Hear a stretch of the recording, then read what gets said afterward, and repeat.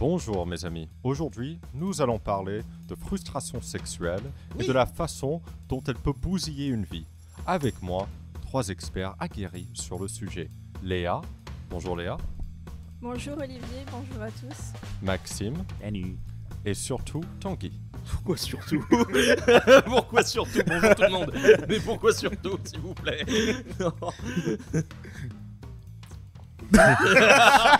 Je ne vais pas continuer. Ça va, Nous avons 2 films pour vous, Nosferatu et Baby Girl. À première vue, ces films semblent radicalement différents. L'un est un film d'époque, une œuvre d'horreur inspirée d'un personnage que nous avons vu une myriade de fois, Nosferatu, Dracula. L'autre est une romance moderne d'A24, avec un scénario original. Mais ces 2 films sont liés de manière inattendue, et c'est précisément pourquoi nous les réunissons aujourd'hui pour ce podcast spécial. Commençons par Nosferatu, réalisé par Robert Eggers et sorti en décembre 2024, avec Bill Skarsgård en Comte Orlok, Lily Rose Depp en Ellen Hunter et Nicholas Hoult en Thomas Hutter. Le diable existe et je peux en témoigner. Jamais tu ne me satisferas comme lui.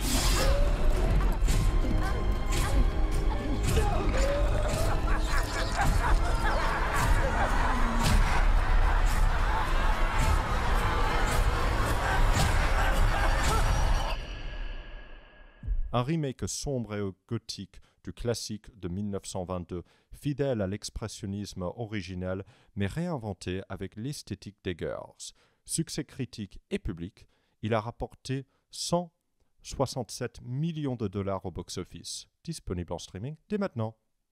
Quelque chose qui m'a marqué avec ce film, c'est que c'est absolument terrifiant, dans les scènes avec le monstre, mais également avec le monde ordinaire du film. Dès le début, il y a un sens d'effroi qui hante tout le film, même quand on ne voit pas le monstre.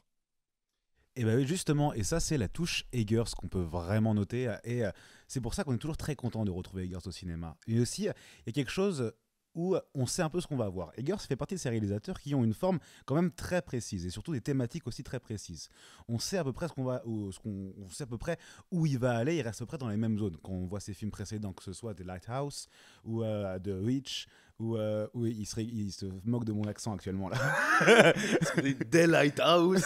Des Lighthouse. Ah oui, Lighthouse 1, 2, 3. Oui, évidemment, les sagas. Mais tu vois, c'est un petit peu rigolo parce que une des choses qu'on se disait avec Olivier en sortant de Nosferatu, c'est à quel point il reprend tellement la même forme à chaque fois qu'on pourrait presque en faire une sorte de série un petit peu de ses films. Parce que c'est comme si il a un peu à la Wes Anderson si vous voulez, ou avec des films ou des réalisateurs qui ont une patte très précise, et ben lui il a une façon de te raconter l'horreur et le fantastique qui est beaucoup plus moderne du coup aujourd'hui et super intéressante. Moi je suis très fan des films de Eggers, il n'y en a aucun que je n'aime pas.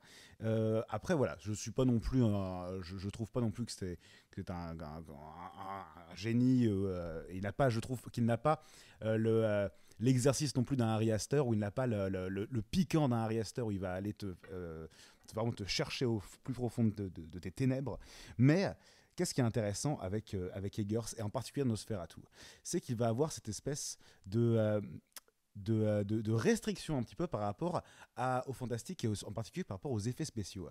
Il va arriver de façon toujours extrêmement maligne, extrêmement intéressante, à te créer du fantastique avec simplement de la mise en scène. C'est-à-dire que pour lui, au lieu d'aller créer un effet spécial de 3D, pour aller créer une transformation, une téléportation, un espace menaçant, non, lui il va te créer un cadre. Et ça, c'est pour ça que c'est un très très bon metteur en scène. Et je vous invite, c'est pour ça que c'est toujours bon à voir ces films, toutes les idées qu'il peut avoir pour essayer juste de créer un malaise dans cette scène, de créer justement une esthétique aussi. Il n'est pas dans une espèce de recherche de spectaculaire de l'horreur, évidemment de screamer, non. Lui, il va juste te faire un cadre symétrique. Regardez dans le film, juste comment il va créer un malaise, comment il va créer une dimension horrifique. Il va aller filmer déjà dans des très beaux décors, dans un très beau noir et blanc, enfin le film n'est pas en noir et blanc, mais quoique on pourrait y penser. Il va te créer justement une séquence complètement symétrique, avec des personnages posés au milieu, et du coup déjà juste en ce plan et en le posant dans le temps, en l'étendant, il va à la fois te donner une référence presque à un tableau, du coup une référence romantique, du coup ça va inscrire le film et le plan, l'instant, dans quelque chose de presque destiné, de presque déjà gravé, de presque impossible à éviter. Et en même temps, le fait de créer un cadre justement très symétrique comme ça, et ben ça va créer un malaise parce que tout d'un coup, on sort du simple. On sort, pardon, excusez-moi, on arrive du coup dans un espace où le cadre symétrique crée un malaise parce qu'on ne devrait pas être aussi. On n'a jamais cette vision-là en tant qu'humain, de cadre très symétrique, de très cadré justement. Et du coup, cette espèce de contrôle de sa caméra et de vision de sa caméra va justement implanter un malaise. Et il y aurait un milliard d'autres exemples qu'on pourrait donner, mais c'est justement ça qui est super intéressant. Je vous invite à voir ces films avec cet œil-là. Et Nosferatu donne cette patte. Enfin, comme t'as pensé quoi, Tanguy, toi?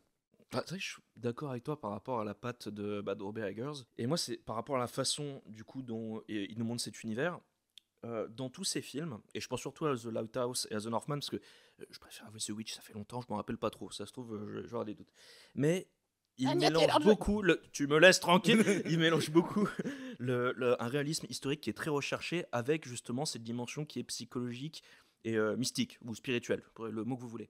Évidemment, Nosferatu est un remake de l'un des films fondateurs du mythe de vampire. Le doute est beaucoup moins permis que dans The Northman ou The Lighthouse, où les aspects paranormaux sont surtout dus à la psychologie des protagonistes. Ici, l'univers qui nous est présenté est la plus pure représentation du gothique et de l'expressionnisme allemand, évidemment modernisé. La représentation et la transformation de l'Allemagne du XIXe siècle se fait à travers Orlok, petit à petit, changeant les rues bondées de Wisborg, vous me dites si je me trompe pour l'orthographe, en cimetière brumeux quasiment apocalyptique. La mythologie de la créature nous est exposée dès l'arrivée de Thomas dans les Carpates et son premier contact avec la population locale participant à des rituels pour tuer les vampires, ce qui démarre véritablement la dimension mystique et folklorique du film. Ça, c'est ce qu'on retrouve dans tous les films d'Egger et que je trouve très intéressant. S'il y a une dimension mystique et folklorique, comme tu le dis, Tanguy, il y a aussi une très forte présence de la religion, notamment avec le motif des croix, qui sont présents dans de très nombreux plans du film. Et Eggers, à mon sens, ajoute à son esthétique quelque chose de très intéressant au cinéma. C'est une esthétique du clair-obscur qui provient de la peinture, du Moyen-Âge, mais aussi de l'art baroque. Et on a en France l'un des très grands maîtres, Georges de la Tour, ou aussi le Caravage. Dès le début du film, notamment dans la scène de Cauchemar d'Hélène, cette influence se fait ressentir. On a une séquence qui est particulièrement marquante qui suit, avec Hélène à gauche de l'image qui apparaît comme une somnambule. D'ailleurs, on peut trouver le scénario sur Internet et Eggers, dans le scénario, caractérise Hélène comme une somnambule, détail qui ici est important, parce que somnambule, ça veut dire quoi? C'est une personne qui, la nuit en tout cas, est dépossédée d'elle-même et comme une marionnette, et peut être contrôlée par soit son subconscient, mais ici aussi somnambule parce qu'elle est vampirisée par ce vampire. Et donc à l'intérieur d'elle-même, elle a cette clarté, cette obscurité. Et donc dans ce plan dont je parle, il y a Nosferatu qui se manifeste en ombre derrière le rideau à droite. Et c'est là que cette esthétique permet d'introduire l'extérieur. Moi, je pense que Nosferatu, en fait, est là depuis l'enfance d'Hélène et que cette part sombre qu'il y a en elle n'est pas elle, en fait. Elle est justement vampirisée. Et la vampirisation, c'est ça, c'est quand tu es dépossédé de toi-même. Et donc, cette obscurité qu'il y a en elle, c'est pas seulement des désirs qu'elle aurait refoulés ou une part de sa psyché qui serait inconsciente ou qui serait de l'ordre du refoulement, parce qu'elle en est tout à fait consciente. Et le vampire, c'est aussi le prédateur sexuel, c'est aussi le pédophile, et ça, c'est c'est comment le vampire dans l'histoire de la littérature est caractérisé et qui existe là. Et par ailleurs, pour revenir à la question du clair-obscur, si on a cette esthétique, Eggers s'en sert aussi pour créer une dichotomie avec son amie blonde, Anna. Cette dernière, elle incarne la possibilité d'une vie normale, d'une existence équilibrée à laquelle Hélène aurait pu aspirer, mais ne pourra pas acquérir. C'est pour ça que, à mon sens, enfin en tout cas c'est tel que je l'ai perçu, Anna et Emma sont un peu comme un seul et même personnage. Anna représente une vie ordinaire et Hélène, justement, une vie n'a pas accès à cette vie-là. Et d'ailleurs, Anna est un peu vue, montrée comme la bonne mère de famille, et elle, Anna, est toujours présentée un peu dans des sortes de camailleux. Elle a très peu le visage dans l'ombre, hormis vers la fin du film, quand elle commence à mourir. Tandis que Hélène, elle a des cheveux longs noirs, elle est un peu proche d'une figure de la femme maudite. Anna, c'est un peu plus la Vierge Marie, à mon sens, avec ce visage très pâle. Mais il y a un truc, moi, qui m'a vraiment dérangée, c'est que Eggers rapproche beaucoup Hélène de la figure de Salomé. Cette figure, donc, qui était propre au décadentisme fin de siècle, au 19e siècle, qui est apparu un peu d'ailleurs en même temps que le mythe du vampire en littérature. Et juste pour petite parenthèse, Salomé, donc dans la Bible, elle, en dansant, elle séduirait comme ça un homme plus âgé. Et ce serait de sa faute à elle si l'homme serait séduit par elle.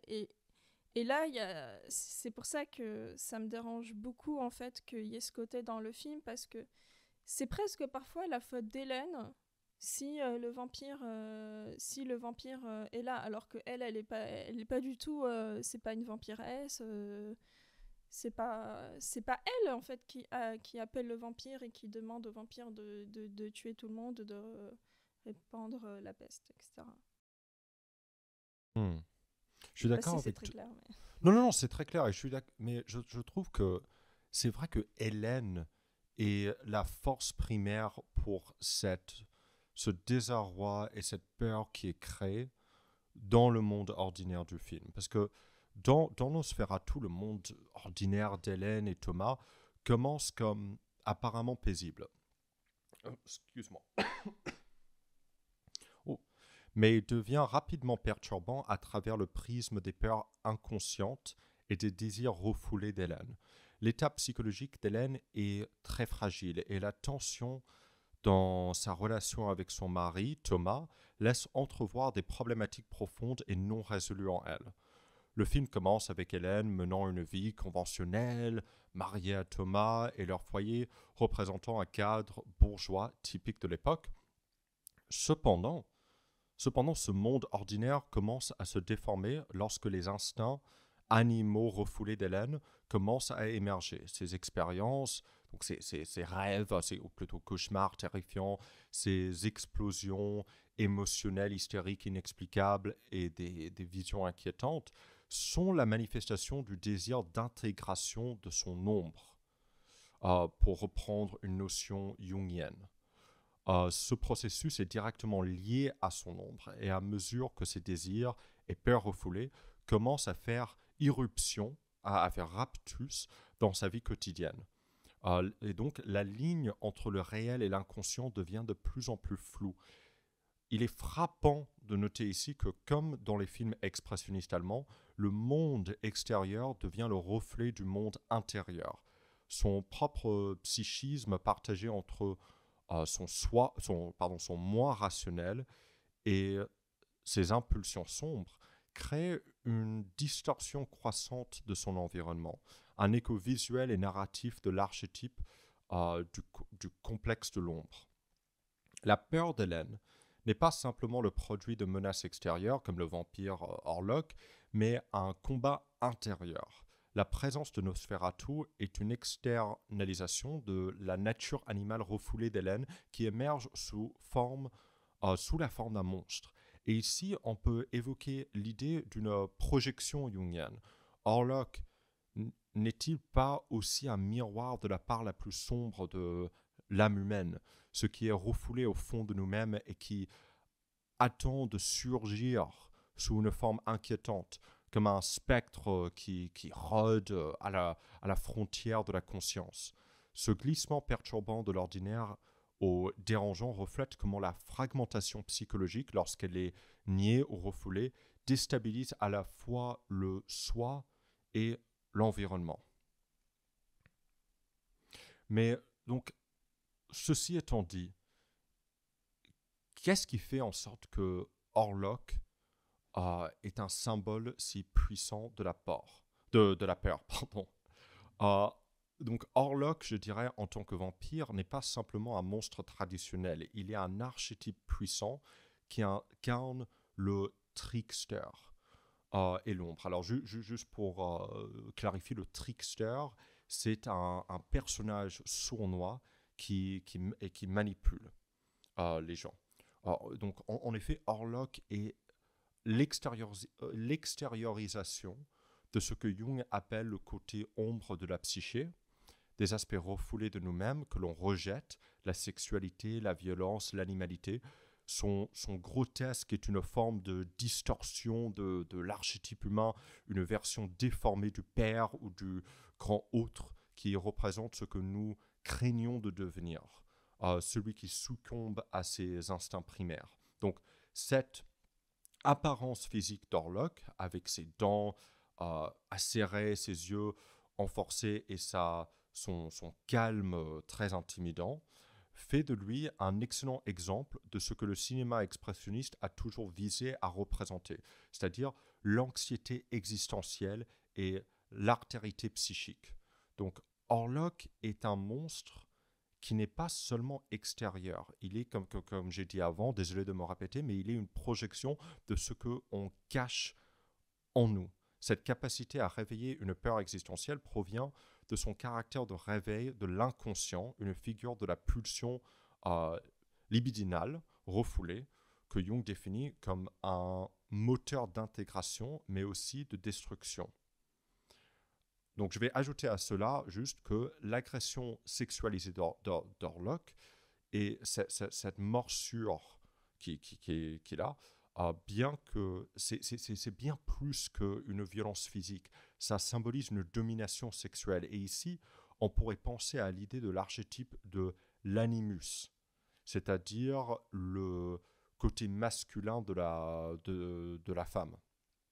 Et ici, on pourrait penser que Orlok agit comme une version distordue de l'archétype masculin, qui est dominant et à la fois séduisant et terrifiant. Son agressivité sexuelle met en évidence la dynamique complexe entre peur et désir refoulé, une dialectique qui est au cœur du film et qui fait d'Orlok, plus qu'un simple vampire, il est une force archétypale, un agent de l'ombre. Pour Hélène, si. C'est vrai que je suis d'accord avec toi, parce que dans ce film-là, Orlok, c'est pas juste une créature à abattre. Par exemple, je sais que le prochain film de Robert Eggers, normalement, je crois que ça c'est Wulfen, et normalement, ça doit être les loups-garous. Là, il représente vraiment le mal, tapis dans l'ombre, qui peut s'immiscer partout comme bon lui semble. Surtout dans l'esprit de ses victimes, au point de les corrompre. Quand tu parlais justement de ce désir profond, enfin de mal qui ressort, c'est quelque chose que tu vois parfaitement avec le personnage de... Alors, j'ai plus les noms en tête, de Aaron Taylor Johnson, parce que j'ai Taylor Joy, je confonds, qui finit par être complètement corrompu. Et c'est pour ça qu'on pourrait dire que sa présence dans le film est quasiment Lovecraftienne, dans ce sens-là, où en plus de tous les codes qui sont liés avec... il a ses serviteurs, il a des histoires d'invocation, des trucs comme ça, il y a beaucoup de choses qui sont liées. Ça va bien au-delà du physique, et c'est ce qui renforce sa terreur. C'est que ce n'est pas juste quelque chose de concret, de physique et de compréhensible. Et du coup, si je reviens sur le personnage d'Aaron Taylor Johnson, je vais pas y arriver, hein. D'Aaron Taylor John. Frustration sexuelle. Oui, non, mais c'est ça. Il faut que ça sorte. Pense à Craven le chasseur. Oh là là. Voilà. Non, mon Dieu.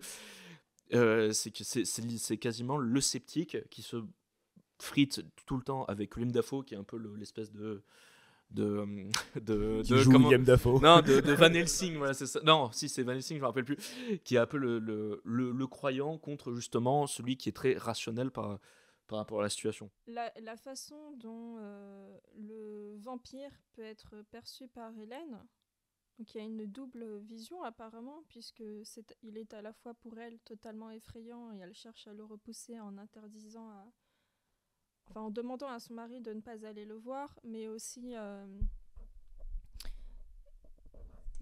vous dites qu'elle semble être un peu attirée par lui.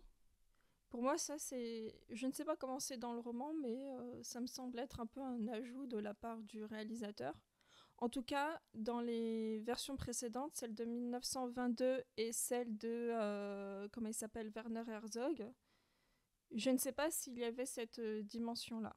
Je ne crois pas, parce que les ayant vus, en tout cas, c'était beaucoup moins appuyé. Après, il est vrai que Eggers a voulu faire du personnage féminin d'Hélène quasiment le personnage principal, alors que dans les versions précédentes, c'était celui du mari.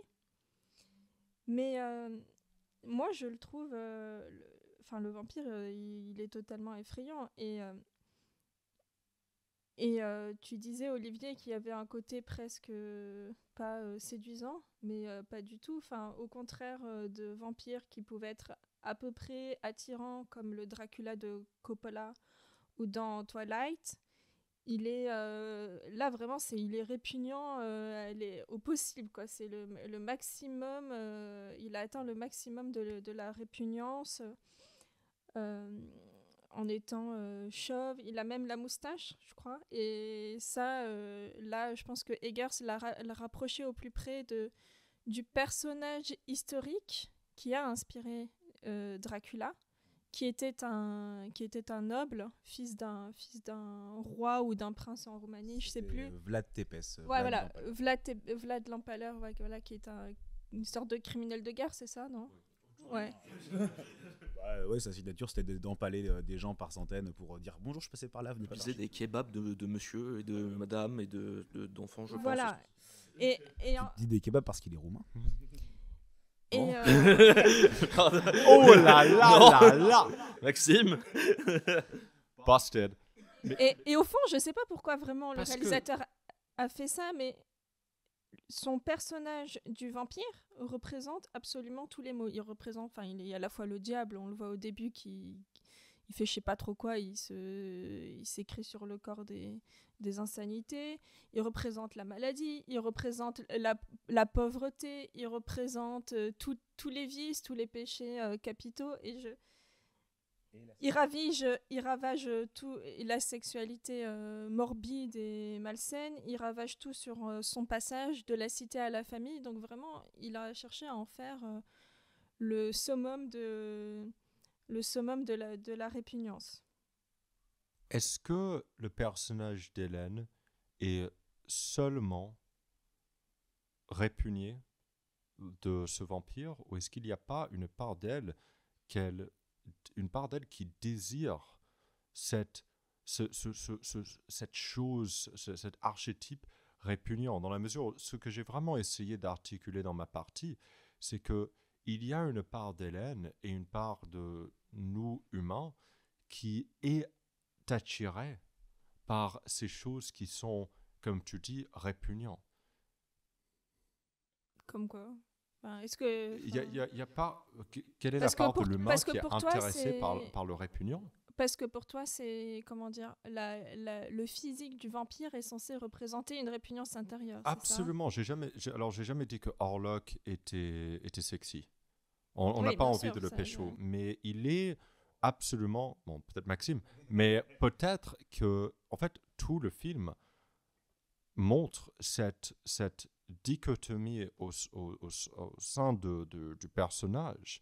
C'est que cette représentation de l'ombre est scandaleuse et dégueulasse et terrifiante. Mais il y a une part de nous qui est attirée par cette chose-là. C'est la raison pour laquelle il y a tellement de destruction et de crimes et de guerres dans le monde. Donc c'est au-delà du sexe, finalement. Well, absolument, mais elle est intrinsèquement liée au sexe. Regarde tout, genre, pardon, mais il y a énormément de fétiches dans le monde de goûts sexuels que les gens ont, qui sont scandaleuses, qui sont dégueulasses. Oui, mais pour moi, il n'y a pas de désir de la part d'Hélène à partir du moment où Enfin, on en parlera peut-être plus tard, je vais laisser la parole à Tanguy, mais à partir du moment où il exerce sur elle une pression. Mais en fait, c'est justement ça, c'est que ce Orlok, comme tu disais, c'est le diable. D'ailleurs, souvent, la figure du vampire, alors c'est pas exactement ça dans le Dracula de Coppola, parce qu'il renie Dieu, mais il y a cette notion de faire un pacte avec le diable. Et si je me souviens bien, c'est ce que disait Willem Dafoe par rapport au Nosferatu. Et du coup, c'est un peu un désir par exemple, à Adam et Ève, par exemple, l'histoire de prendre le fruit, c'est quelque chose de défendu, c'est quelque chose qui est répugnant, mais qui est tentant. En fait, c'est une espèce de tentation. Et c'est surtout ce truc-là qui, je pense... C'est pas répugnant de la même manière. C'est pas horrible, c'est pas macabre. Après, encore une fois, alors, en soi, ça reste un film d'horreur. Donc du coup, il y a cette notion-là qui est ajoutée. Mais c'est pour ça que moi, cette notion justement qui représente tous les mots, c'est que c'est souvent, en plus avec la figure du vampire, tu vois ça dans beaucoup de... Que ce soit dans Supernatural, dans Buffy, t'as ça qui revient beaucoup. Il y a même cette notion de luxure qui revient. Même si c'est des créatures qui sont absolument dégoûtantes, il y a ce côté hypnotisant qui revient beaucoup. Si je me souviens bien, le Dracula de Bela Lugosi, il y avait cette notion d'hypnose qui était très présente, si je me souviens pas, par rapport aux femmes. C'est pour ça que moi, c'est cette notion que c'est pas tant un désir qu'elle le désire elle en tant qu'entité physique. C'est que il représente quelque chose que quand elle était dans sa jeunesse, ce désir qu'elle a eu en l'invoquant. D'ailleurs, pour rester sur la figure du diable, je l'ai dit tout à l'heure, c'est vrai qu'elle le traduit vraiment comme une espèce d'ange qui vient la sauver. Mais c'est justement ça, la perversion du diable, c'est de se présenter comme un ange, comme quelqu'un c'est justement ça. qui pourrait te sauver, quoi. En fait, c'est l'antichrist. Et c'est justement ça, quand il y a la scène où justement il y a une confrontation entre Hélène et lui, complètement directe, où il y a cette notion de nous sommes pareils. Bon, ça c'est classique. Nous sommes pareils, toi et moi. Et tu me désires, tu m'as trahi, il y a ce truc-là qui revient beaucoup. Oui, il remet la faute sur elle alors que c'est complètement lui. Mais parce que c'est comme pour la figure du diable où c'est je te laisse le choix, tu veux un désir direct ou tu veux faire ça. Je te laisse le choix entre mourir et mourir. Bah oui, c'est ça. C'est toujours le choix de tu veux passer un pacte avec moi, très bien, et t'as pas à l'accepter. Et c'est pour ça qu'après c'est très simple de dire ah mais moi tu sais, moi j'ai rien dit, hein, c'est toi qui as voulu ça. C'est un manipulateur. Donc pour moi c'est pas choquant d'avoir ça dans un film de vampire. Pas du tout. Et même ceci, si j'ai bien compris, ce que tu dis, c'est qu'il n'y a aucune part d'elle qui est attirée par ce monstre. Et si c'est le cas, je pense que tu es peut-être la seule personne qui a vu le film qui pense ça. Qui pense qu'il n'y a, même si elle est répugnée par lui, même si elle le déteste, même s'il est mauvais, même s'il est manipulateur, de dire qu'elle n'est pas... La raison pour laquelle elle est tourmentée, ce n'est pas simplement parce que elle est en train de se faire hanter et menacer par ce Dracula, mais c'est aussi parce que Dracula est une manifestation d'une part d'elle, et qu'il y a une part d'elle qui est attirée par lui. J'ajouterais même pas qu'une part d'elle en soi, vu qu'ils arrivent à s'immiscer dans les esprits à courant, dans une part de à peu près tous les personnages du film. Hunter John, même Thomas, du coup, qui lui aussi se fait abuser par lui, et qui finit par avoir lui aussi une espèce de présence en lui en permanence. Donc du coup, c'est un peu le mal que tout le monde a. Hélène est le plus grand catalyseur parce que c'est celle qui est exposée plus jeune, mais voilà, c'est juste pour élaborer sur ta partie. Du coup, en fait... Ah Maxime, ça va? Tu vas bien? Salut, c'est moi, bonjour, j'arrive. Non, on parle de cul, du coup forcément, moi je suis content. Voilà. Mon cochon. Bah oui, voilà. Pardon. Non mais évidemment, moi j'adore ça qu'on parle de sexe. Alors parce que en fait, faut surtout l'amener sur cette adaptation particulière, comme tu l'as dit, je sais plus qui l'a dit, je crois que c'est Tanguy, c'est ça. Cette fois-ci, non c'est Léa qui l'a dit. Ce personnage principal, justement, c'est Hélène. C'est Hélène, c'est ça son nom? Ouais, c'est ça son nom. C'est Lily Rose, la fille de... Bref. Et, non. Et justement, cette adaptation la place au centre du récit et du coup en fait le personnage principal et sa problématique est évidemment du coup la problématique centrale du film. Et du coup, l'antagoniste est l'antagoniste dont on débat depuis tout à l'heure sur est-ce qu'elle, Nosferatu et du coup Dracula, est-ce qu'elle le désire ou non et tout. Pour moi, les anciennes adaptations ont déjà toutes répondu à cette question. Tu regardes celle de Coppola ou même celle de Murnau ou alors voilà le premier Nosferatu et tout. Il y a toujours une ambiguïté sur est-ce qu'elle désire ou non la bête. Ça a toujours été dedans. Et même de façon générale, à chaque fois que dans tous les monstres du cinéma, il y a toujours une forme de désir.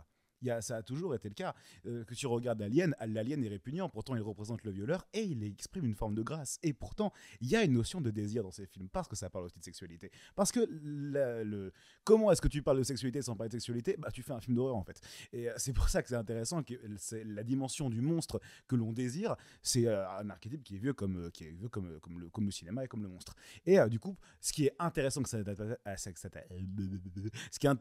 cette adaptation, ce n'est pas savoir si elle le désire ou pas. La question est pour moi évidente. Évidemment qu'elle le désire. La question maintenant, c'est qu'est-ce qu'il symbolise, ce monstre ? Qu'est-ce qu'il symbolise et comment qu'est-ce que le fait d'en faire le personnage principal de cette femme le rend intéressant. La première scène du film, ça reste quand même leur première rencontre, l'affiche du film. Moi, j'étais étonné. La première scène où justement, elle va aller à l'extérieur et elle est allongée à l'extérieur et il y a dès le début cette ambiguïté. Et ce qu'elle raconte, c'est-à-dire qu'elle est allongée. 10 secondes, jumpscare. 10 secondes, je te déteste, tes bigger. Exactement. C'est très vrai, ça. Mais tu vois qu'elle est allongée et elle gémit un petit peu. Et tu sais pas si elle gémit parce qu'elle a mal ou si elle gémit parce qu'elle kiffe. Et c'est justement cette ambiguïté-là qui revient tout le temps. D'abord, on ne sait pas si c'est du plaisir ou si c'est de la peur. Mais les deux sont possibles et les deux sont toujours en train de s'affronter. Et juste après, Screamer, et tu te rends compte qu'en fait, c'est le grand méchant. Donc, en fait, la problématique qu'elle a, et la première scène en plus le dit, quand elle est avec Thomas, c'est quoi la seule info qu'on a sur leur couple dès le départ ? C'est qu'il se passe pas grand chose au lit entre eux. C'est vraiment le premier truc qu'on a dès le départ. C'est que les deux se lèvent et lui il se dépêche d'aller au travail pour ramener le truc à la maison. Et elle est en mode vas-y, reste un petit peu, j'ai bien envie qu'on fasse touche pipi. Et c'est ça qui. mais c'est ça qui est cool. En plus, elle est à côté d'une chatte. Exceptionnel. Oui. Et alors, c'est quoi qu'elle soit à côté d'une chatte ? Je vais expliquer ça plus tard. C'est comme dans Alien, il y a un chat et des chats partout. Bref. Mais oui. Et oui. Waouh.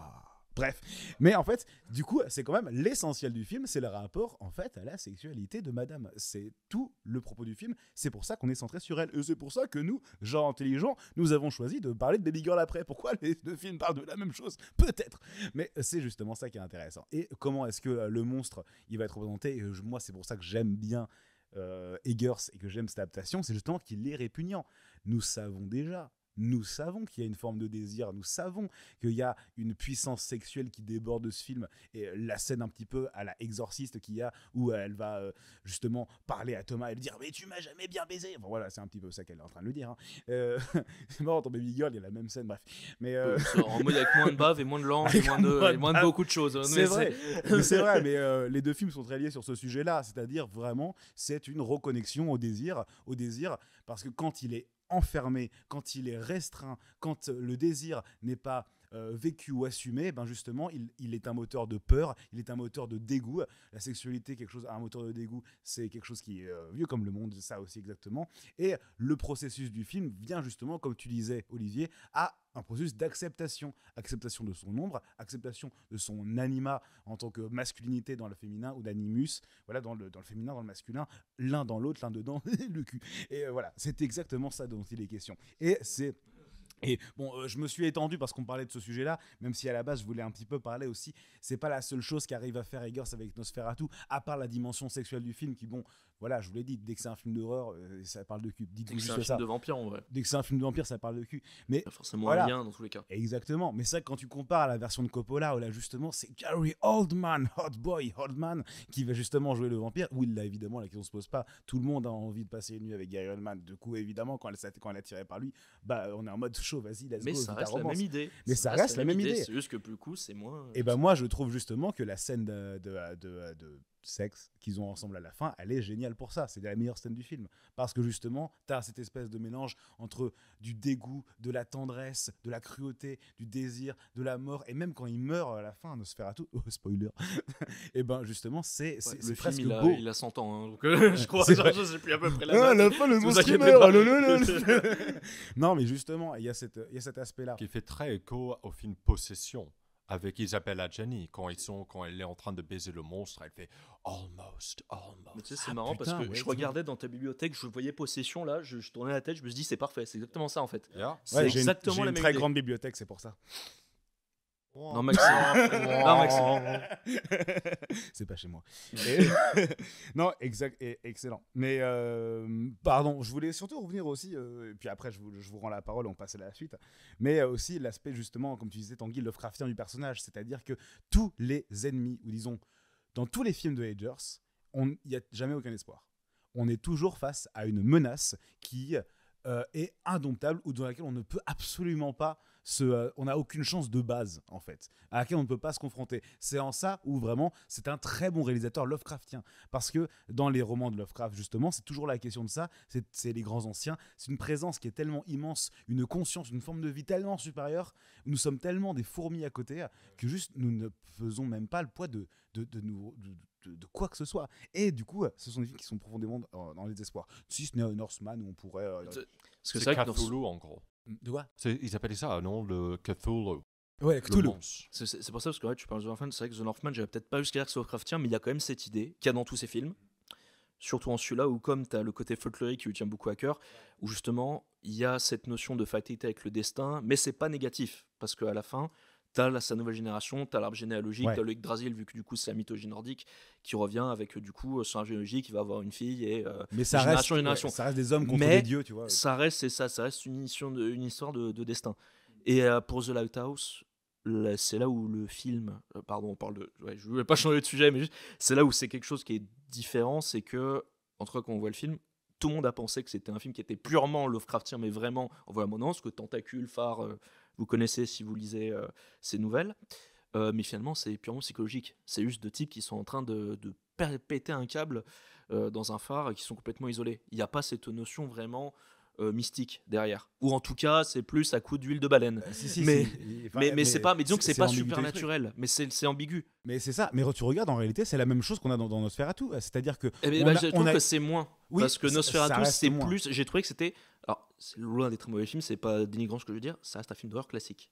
Ouais, Beaucoup t'as plus raison. classique que les autres. Bon, c'est un film de vampire. Il y a beaucoup de jumpscares, c'est beaucoup plus. Alors, c'est très bien, c'est pas grave, hein, c'est bien géré, mais c'est beaucoup moins contemplatif, peut-être, à part certaines scènes, que ces autres films. Voilà, Mais c'est je vous beaucoup laisse, plus les grand gars. public. Ouais. Et j'ai l'impression aussi que même si c'est extrêmement psychologique, parce qu'on a énormément parlé de ça, il y a un entrelacement entre le psychologique et le monde physique aussi. Mais ouais, carrément. Mais en fait, ça reprend finalement. J'ai pris un petit peu d'avance sur cette thématique, mais c'est profondément lié au film. C'est-à-dire que, comme tu disais Tanguy avec The Lighthouse, on a vraiment cette double vision à la fois très psychologisante par rapport au personnage. C'est-à-dire que littéralement, comme tu l'as dit avec Jung, Olivier, on a vraiment très clairement là dans cette adaptation. De Nosferatu, mais aussi du coup dans ces anciens films, une vision vraiment purement thérapeutique presque des personnages, avec une vision vraiment d'aller chercher de traumatisme, d'ombre, De sexe dans The Lighthouse. de sexe. en C'est plus. deux types qui vivent dans une. Bon, voilà. C'est exactement ça. C'est très très vrai. On va pas être purement dans quelque chose de symbolique ou dans quelque chose de répression religieuse comme ça a pu être le cas quand on parlait de vampires à l'époque. C'était pas justement juste la menace et puis on va mettre excuse-moi, je me suis embrouillé dans ce que je voulais dire. Mais là justement c'est une adaptation qui peut être complètement vue dans un angle psychologique comme on l'élabore depuis tout à l'heure, c'est-à-dire comme on l'a dit, le traumatisme, chercher l'ombre et surtout la part de sexualité comme aussi avec Freud, c'est-à-dire vraiment chercher en quoi est-ce que Nosferatu va être un problème inhérent au personnage de Hélène. Et voilà, c'est ça qui peut créer une différence par rapport à la suite. Et en même temps, être complètement mythologique. Et donc c'est pour ça que je trouve ça intéressant. Oui, mais c'est intéressant parce que pour le film brouille constamment les frontières entre la terreur psychologique et la terreur physique. Donc ce n'est pas simplement un effet visuel ou narratif. C'est une exploration profonde de la manière dont le refoulement psychique d'Hélène affecte le monde autour d'elle. Donc, quand elle est au summum de sa névrose, la peste qui frappe la ville est une externalisation de son ombre refoulée. Ce n'est pas on parlait de la chatte avant, ce n'est pas une coïncidence que Hélène ait à côté un chat au début. Ce n'est pas simplement un symbole sexuel, mais les chats bouffent les rats. Les rats sont des transmetteurs de la peste. il est intéressant de noter que selon Jung, l'ombre ne reste jamais confiée à l'inconscient. Elle se manifeste toujours, un jour ou l'autre, dans le monde extérieur. Donc cette maladie qui envahit la ville est donc une projection d'Hélène qui se matérialise physiquement. Donc l'invasion d'Orlok en tant que vampirisme est une contagion de l'âme qui se propage comme un virus. C'est T.C. Eliot avait parlé de the objective correlative, le corrélatif objectif. Comme style de narration. Le monde extérieur représente le monde intérieur aussi. Donc la terreur d'Hélène est vraiment physique. Donc ces désirs refoulés commencent à la submerger et se manifestent à travers son comportement aussi.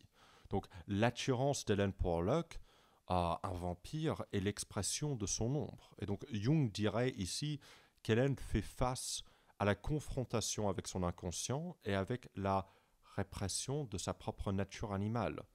Quand Thomas part, l'angoisse d'Hélène atteint un nouveau sommet.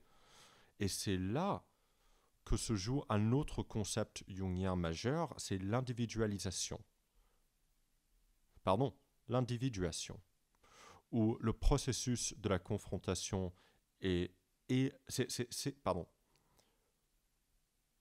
c'est le processus de confrontation et l'intégration de soi. La séparation d'Hélène et Thomas réveille ses anciens traumatismes, notamment l'abandon. Cela l'amène à une dégradation physique qui reflète la dégradation psychologique, un phénomène parfaitement illustré dans le cinéma expressionniste où l'espace devient le reflet de l'état mental du personnage, mais aussi peut-être une dégradation sexuelle.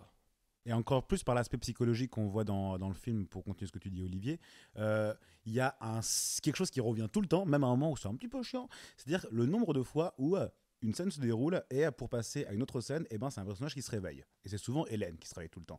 Donc déjà, je trouve qu'il y a un moment au milieu du film où en 10-15 minutes, il le fait au moins 3 fois, c'était un peu chiant. Mais c'est-à-dire que fais monter la tension, fais monter la musique, pour elle se réveille, on descend la musique, c'est un peu chiant. Mais en même temps... The Lighthouse, ça c'est pareil, c'est le même problème. Ouais, c'est vrai. Ça, c'est vraiment un délire de... Non, c'est vraiment un délire de Eggers qui, à un moment, devient très kitsch. Donc vraiment, si jamais il se renouvelle pas là-dessus, à un moment, on va dire, bon, Eggers, ça va. Ouais. Mais néanmoins, ce leitmotiv... Néanmoins, c'est pour ça qu'on peut pas non plus le reprocher entièrement, c'est que ça représente vraiment cet aspect assez psychologique du coup qu'on peut amener au film, c'est-à-dire une distorsion du temps et de l'espace perpétuelle. C'est-à-dire qu'on ne sait déjà que dans le film il doit se passer à peu près, il se passe des fois 6 mois, 8 mois, parce qu'entre le moment où il faut qu'il aille dans les Carpates, il y en a pour 3 mois de trajet, et ça se passe d'un moment à l'autre. Du coup, il y a une distorsion du temps, même dans les 3 jours qui se passent. Il y a une distorsion du temps et aussi de l'espace de sommeil. C'est-à-dire que même si on a cette espèce d'effet de « je me réveille, tout ça n'était qu'un rêve », ce n'était jamais un rêve. On ne voit jamais vraiment de rêve dans le film en réalité. Elle se réveille toujours d'une autre scène qui s'est passée. Mais cet effet nous pose la question de est-ce que ce que je vois est réel ? De quoi ? C'est le somnambulisme. C'est aussi une des caractéristiques du somnambulisme. Mais là, on a vraiment cet aspect de transition où on va perdre ce rapport au temps et au réel. Est-ce que ce que j'ai vu est réel ? En réalité, dans le film, tout est toujours réel. Il n'y a pas vraiment de scène de rêve. C'est toujours une autre scène qui coupe.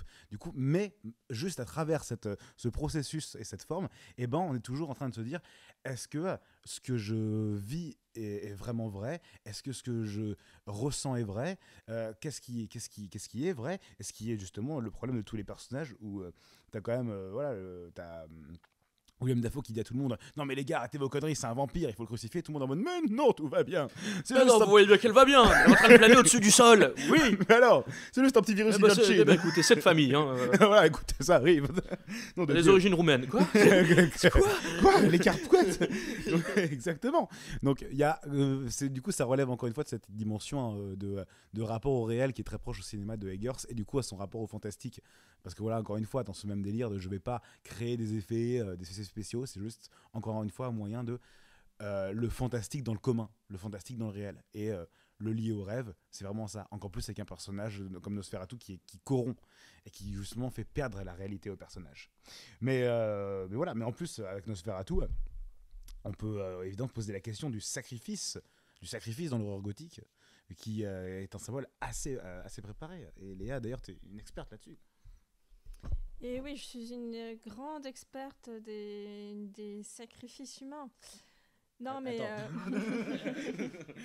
Ça va, moi, c'est une frustration sexuelle, moi, alors tu sais. Il y a un aspect qu'on n'a pas précisé, c'est la très grande performance de Lily Rose Depp, qui, avec toutes ses contorsions corporelles, mais il est vrai que cette possession en fait d'elle-même, qui est d'abord psychique, va se doubler en possession corporelle et en sacrifice.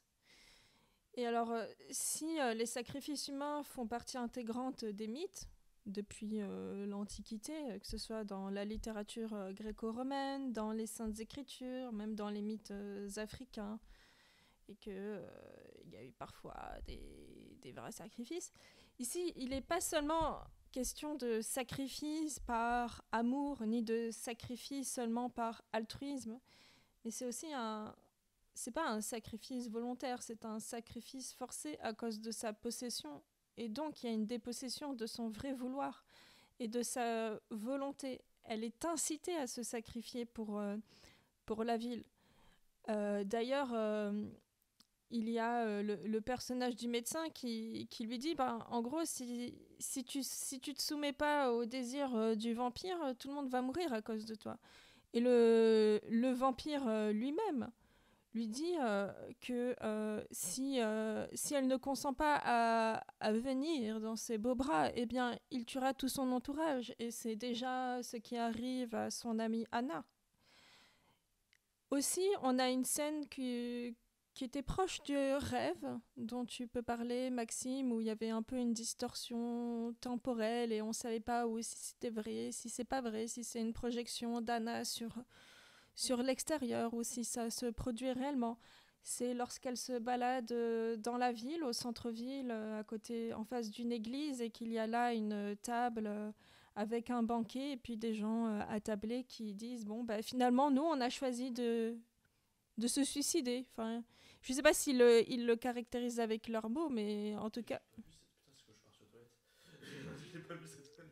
me rappelle plus. Si, il y a des gens attablés qui prennent un dernier repas et qui à la fin de la scène ont disparu et ont été complètement... il n'y reste plus que des rats qui jonchent sur le sol par milliers. Et là, en fait, c'est un suicide collectif. Donc, c'est pas parce que toute la ville est complètement ravagée. Et certainement qu'eux-mêmes ont déjà été atteints par la peste. Et il y a un homme, oui, il dit, je ne sais pas s'il prononce le mot suicide, mais en tout cas, il dit qu'ils ont préféré la mort plutôt que de mourir lentement et d'agoniser sous l'emprise de ce fléau vampirique. Et comme je le dis, le choix d'Hélène, il est ici caractérisé par la menace explicite d'Orlok. Et donc, en fait, l'horreur gothique ultime, c'est ça aussi. C'est que, finalement, si elle ne se suicide pas, en quelque sorte, c'est à cause d'elle que tout son entourage va mourir. Et donc là, on a quelque chose d'absolument horrible et terrifiant. C'est la culpabilisation. C'est cette menace qui, pour moi, c'est ça la menace la plus horrible du vampire qui surgit de l'extérieur et qui va faire en sorte que tout l'ordre établi, tout le monde ordinaire du personnage est complètement renversé. Et donc... là, on atteint un point d'absolument horrifique et qui est le point ultime dans l'horreur gothique. Right. Et non, c'est intéressant parce que également le sacrifice dans l'horreur gothique n'est pas seulement un acte de destruction, mais un passage vers une forme de rédemption et de transformation. Rédemption et transformation, si la personne est morte, je vois mal comment elle peut se transformer. Je vais t'expliquer. Le sacrifice d'Hélène est une forme de confrontation au soi. Donc c'est un acte d'intégration de l'ombre. Et donc il y a une transformation. Et son sacrifice détruit Orlok. Oui, mais on peut se transformer et on peut se trouver une rédemption et crever. Ce n'est pas une contradiction. Souvent, les gens... Bah si, il y a annihilation de l'être. Oui. Je ne sais pas si c'est moi qui ai taré, mais on peut trouver une certaine rédemption parce que le fait qu'elle va intégrer son ombre fait en sorte que Orlok meurt. Ça va la tuer aussi, parce que souvent, notamment dans le cas d'Hélène, il y a tellement... Son ombre est tellement sombre et tellement tourmentée que... Et là on parle juste sur la couche psychologique, symbolique du film, ça va la tuer. Mais néanmoins, elle a intégré l'ombre. Et la raison pour laquelle donc il y a cette transformation et il y a une rédemption. Parce que l'intégration de son ombre va guérir le monde extérieur. C'est pour ça qu'avant, je parlais du fait que le monde intérieur et l'extérieur est entrelacé. Et donc le fait qu'on va guérir notre monstre intérieur fait en sorte que la société va s'améliorer. Donc en sacrifiant sa vie pour tuer Orlok, Hélène met fin à la peste, une métaphore des instincts refoulés et destructeurs de la société. Jung parle de la nécessité de confronter l'inconscient, de prendre en charge l'ombre pour qu'elle ne prenne pas le contrôle. Le sacrifice d'Hélène, donc, est une forme d'acceptation de sa propre nature. Une démarche à la fois rédemptrice et tragique, car dans l'horreur gothique, la rédemption ou l'illumination vient toujours avec un prix, souvent la mort ou la perte de soi. En cela, Nosferatu suit les pas d'autres films expressionnistes qui mettent en lumière l'inévitabilité de la confrontation avec soi-même, cette confrontation qui exige parfois une mort symbolique pour une nouvelle forme d'existence qui émerge. Et j'aurais juste rajouté un petit truc par rapport au fait que ce soit la faute d'Hélène. C'est pas exactement la faute d'Hélène. Alors, celle qui l'avait invoquée au début du film, dans Flashback, mais à la base, c'est une machination. C'est un détail qu'il faut pas qu'on oublie, parce que c'est vrai qu'on n'avait pas du côté Lovecraftien, du côté sectaire. La personne, ce qui relance l'histoire, c'est le fait que Thomas était envoyé par son patron, qui est un disciple de Nosferatu. Et du coup, comme disait Maxime tout à l'heure, il y a cette question de destin que tu ne peux pas vraiment... de fatalité qui revient. Et du coup, elle est forcée dans cette position de se sacrifier. Parce que c'est justement plus Thomas qui, lui, en voulant bien faire, se fait avoir et signe un contrat. Du coup, on est aussi sur cette notion de faire le pacte avec un démon qui piège justement ce couple. C'est juste la petite notion que je voulais ajouter par rapport à la discussion. Ok, on a très bien fait. Ça fait un peu plus que 45 minutes qu'on est en train de parler. Ainsi, on peut passer à notre prochain film, Baby Girl. Yes. Après avoir parlé de cul avec un vampire, on va parler de cul avec un stagiaire, ouais. Oh yeah. Petite pause café, vous êtes chaud ou Non, ok, je ferme ma gueule. Faible. Fuck you. C'est pas un vrai cinéphile. C'est ça, on enchaîne. Donc, Si, je bois du café. Baby Girl. Nous vous présentons également Baby Girl, un thriller érotique réalisé par Halina Reijn, donc qui a fait Bodies, Bodies, Bodies chez A24 et elle est également actrice chez Verhoeven. Hey. Hey, we need to have a conversation. You're very young. I don't want to hurt you. I think I have power over you.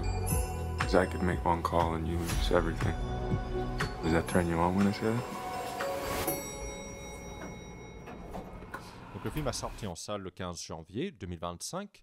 Nicole Kidman y incarne Romy Mathis, une PDG accomplie dont la liaison BDSM avec un jeune stagiaire interprété par Harris Dickinson menace sa carrière et sa famille.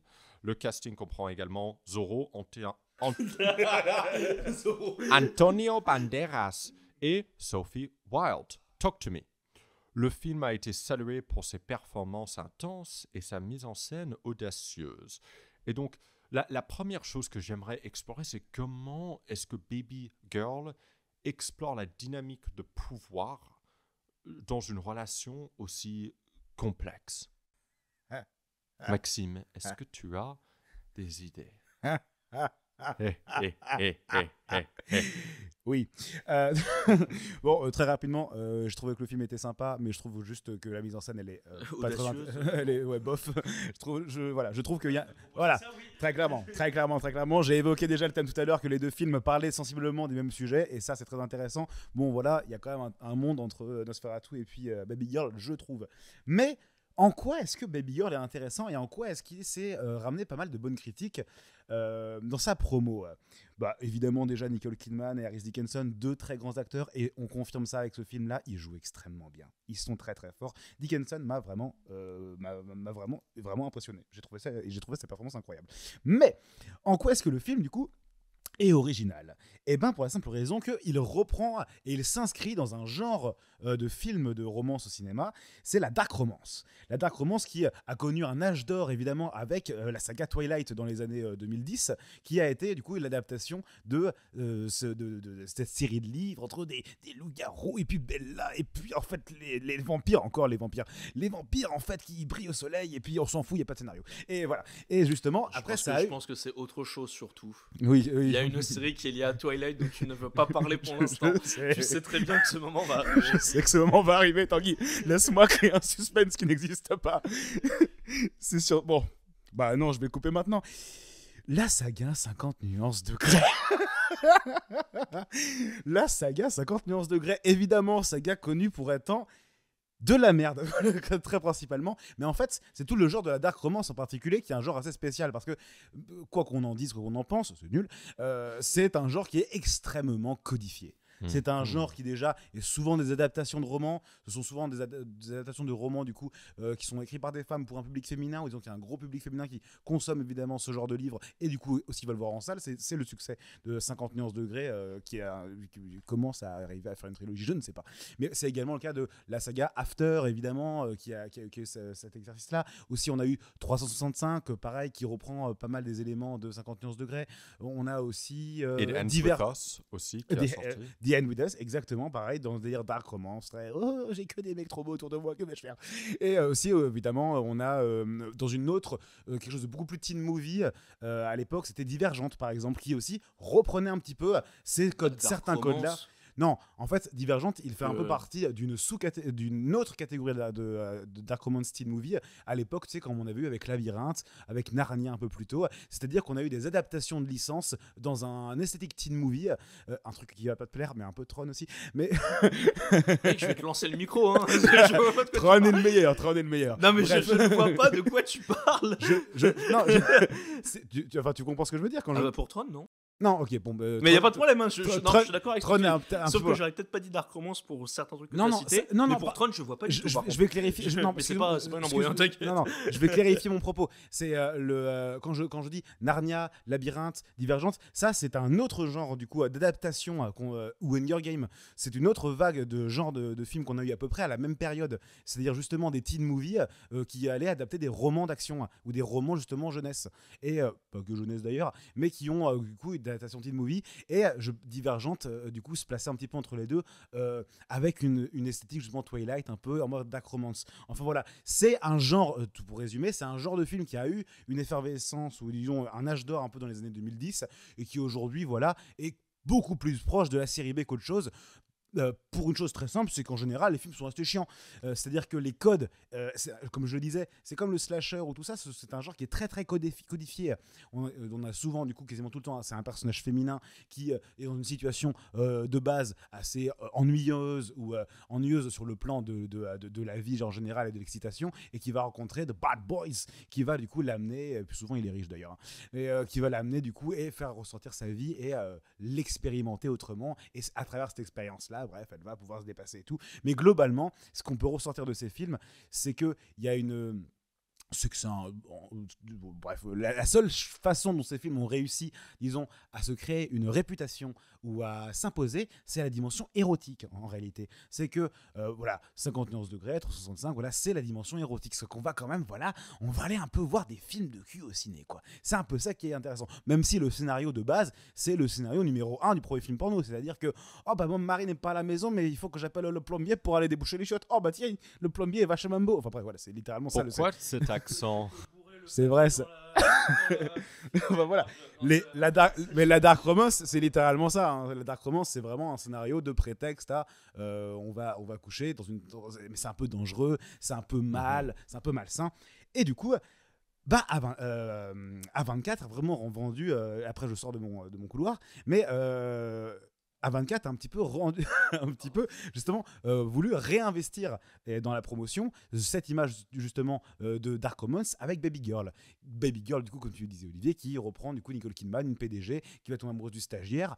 Et clairement, si jamais on doit faire une comparaison, c'est clairement un film qui, je trouve, pour certaines scènes, va enfin créer des vraies séquences de tension amoureuses, érotiques, qui ont vraiment de la gueule. Il y a vraiment, je trouve personnellement qu'il y a 2 ou 3 scènes dans le film qui sont vraiment excellentes à ce niveau-là, où tu as une complicité entre les acteurs et puis un passage entre le rejet et le désir qui est vraiment exceptionnel par moment. Et après, j'en reparlerai un peu plus tard. Mais de ce point de vue-là, le film reprend ses codes. Ce qui est un petit peu chiant, c'est qu'il reprend aussi beaucoup de défauts de la dark romance, c'est-à-dire que il n'y a pas d'intrigue, il n'y a pas d'enjeu. Voilà, c'est tout. Mais c'est-à-dire que globalement, il ne se passe pas grand-chose. Du coup, je trouve vraiment que le film tient à 2 ou 3 scènes vraiment géniales, mais que globalement, le reste du film reprend dans des penchants où c'est pas très intéressant.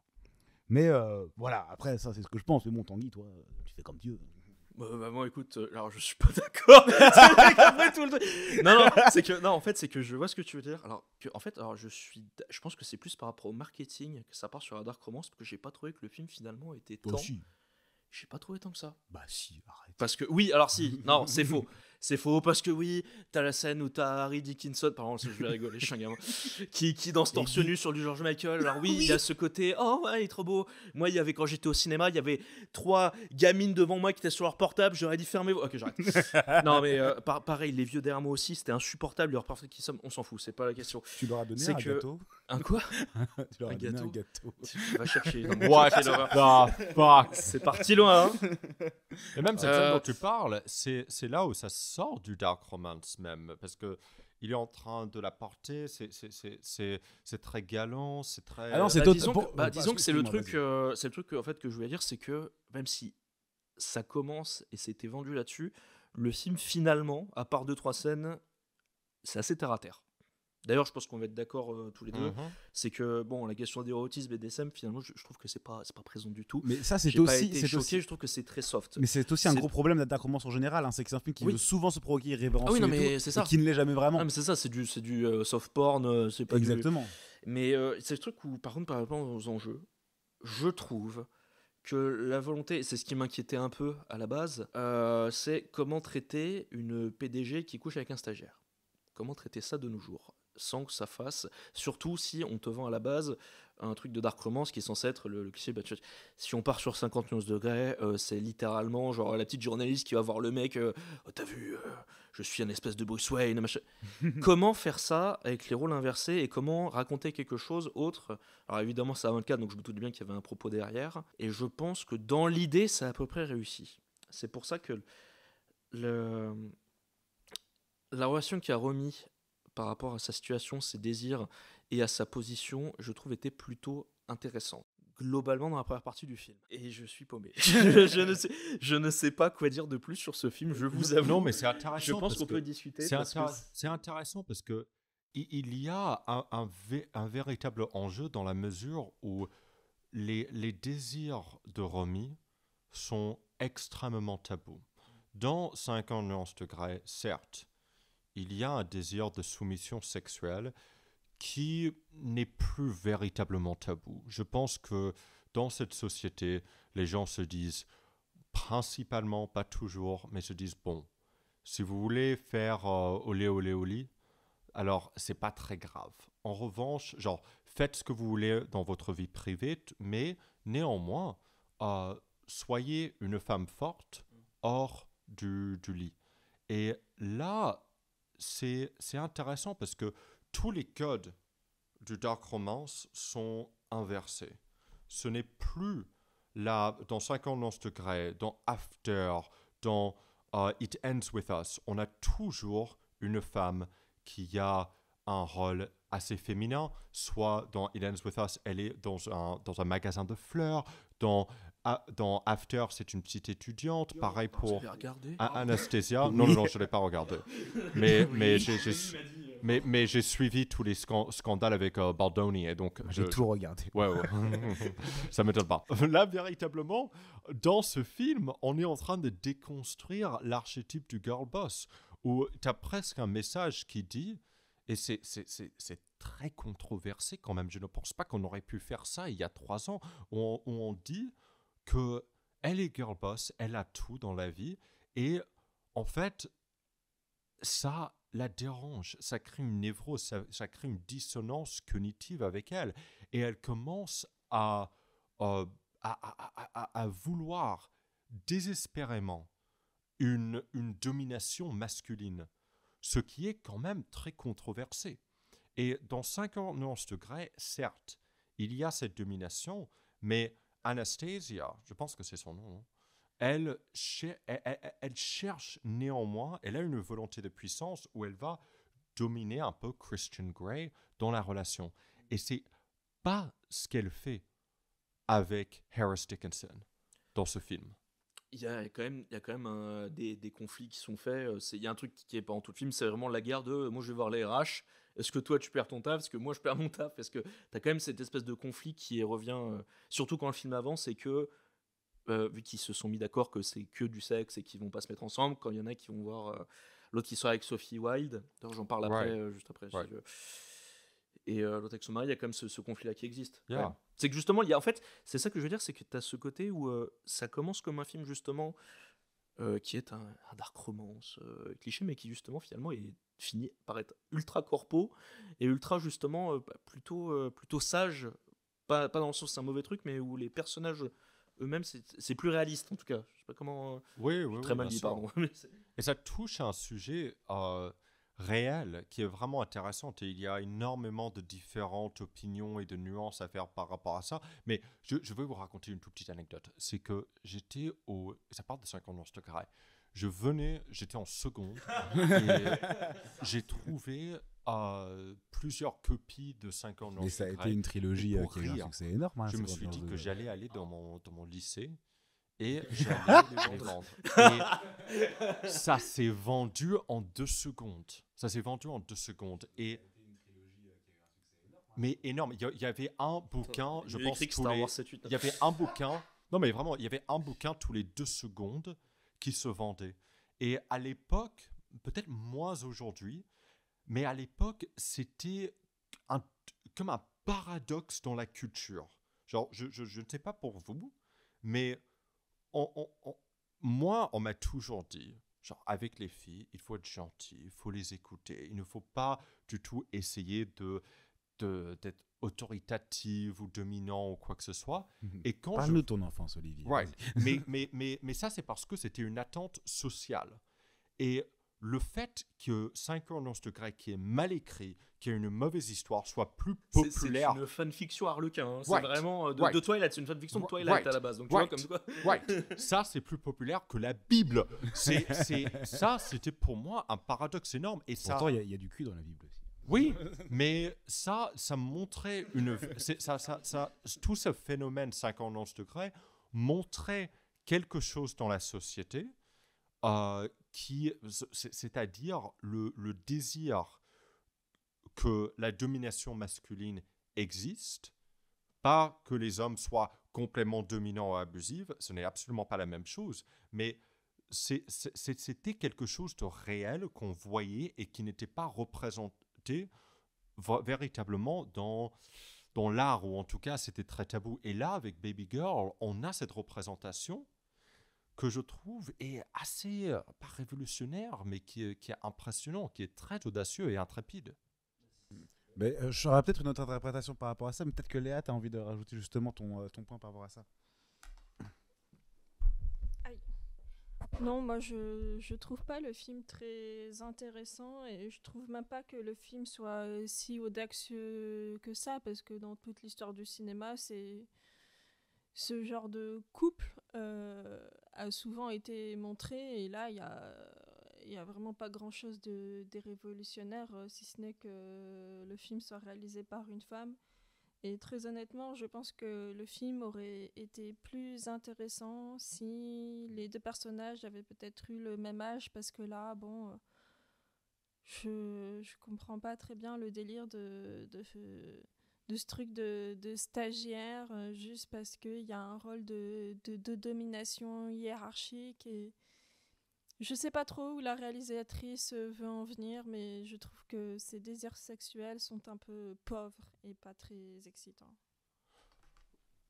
Mais est-ce que tu as des exemples des films qui reprennent ça, en gros la femme plus âgée qui a le contrôle et l'homme qui de base n'a pas de contrôle, enfin, c'est un stagiaire quand même, donc il est en bas de l'échelon et elle est au zénith de l'échelon et on va déconstruire le girl boss. Est-ce qu'il y a beaucoup d'exemples de ça? Alors, c'était pas là où je voulais dire que effectivement l'histoire du cinéma avait souvent représenté cette dynamique. Moi, c'était plutôt dans le fait que la femme soit soumise à l'homme dominant. Ça, c'est dans l'histoire du cinéma, c'est dans tous les films. Mais Et pas en fait, dans ce cas-là. bah si. Non, parce que ça, c'est il y a énorme. On est Si, d'accord. dès le début, elle est comparée à une chienne quand il lui donne le biscuit. Mais on Donc, a énormément de différentes formes de domination. Domination, c'est vraiment un terme qui est porte-manteau. Techniquement, toutes les thématiques ont été abordées dans le cinéma. Mais tout ce qu'on dit, c'est que cette interprétation, ce modèle, cette version, personnellement, je ne connais pas. Je connais très très peu d'exemples. Oui, mais je vois pas ce qu'il y a de si révolutionnaire que ça. Et au bout du compte, on en arrive toujours à ce truc-là d'avoir une femme qui est soumise à un homme soi-disant un peu autoritaire et qui a un peu qui sait un peu bien la baiser, quoi. Mais cette femme cherche à être dominée. Est-ce que tu as des exemples de ça? J'allais dire, il n'y a pas deux films de Fassbinder qui parlent de ça à peu près avec une personne qui est justement un peu plus âgée, qui est avec un jeune. Je n'ai plus le nom en tête. Alors, c'est pas exactement pareil. Mais raison. je suis désolé, je n'ai C'est plus. une adaptation du film de Douglas Sirk. Voilà, oui, il y en avait deux. Oui, qui s'appelle All That Heaven Allows. Et Voilà. c'est un film des années 50, Hays Code, et donc c'est très puritain quand même, mais ce n'est pas une domination pareille. Mais j'essaie de comprendre ton point de vue parce que j'ai donné cette anecdote de 50 nuances degrés et les bouquins qui se vendaient pour une raison. C'est qu'il y a quelque chose qui existe dans la société qui est très tabou, notamment aujourd'hui, dans l'ère MeToo, dans l'ère féminisme. Et donc, pour moi, c'est un film qui est intrépide dans la mesure où ça va parler de quelque chose de tabou et qui est contre-culturel d'une certaine manière.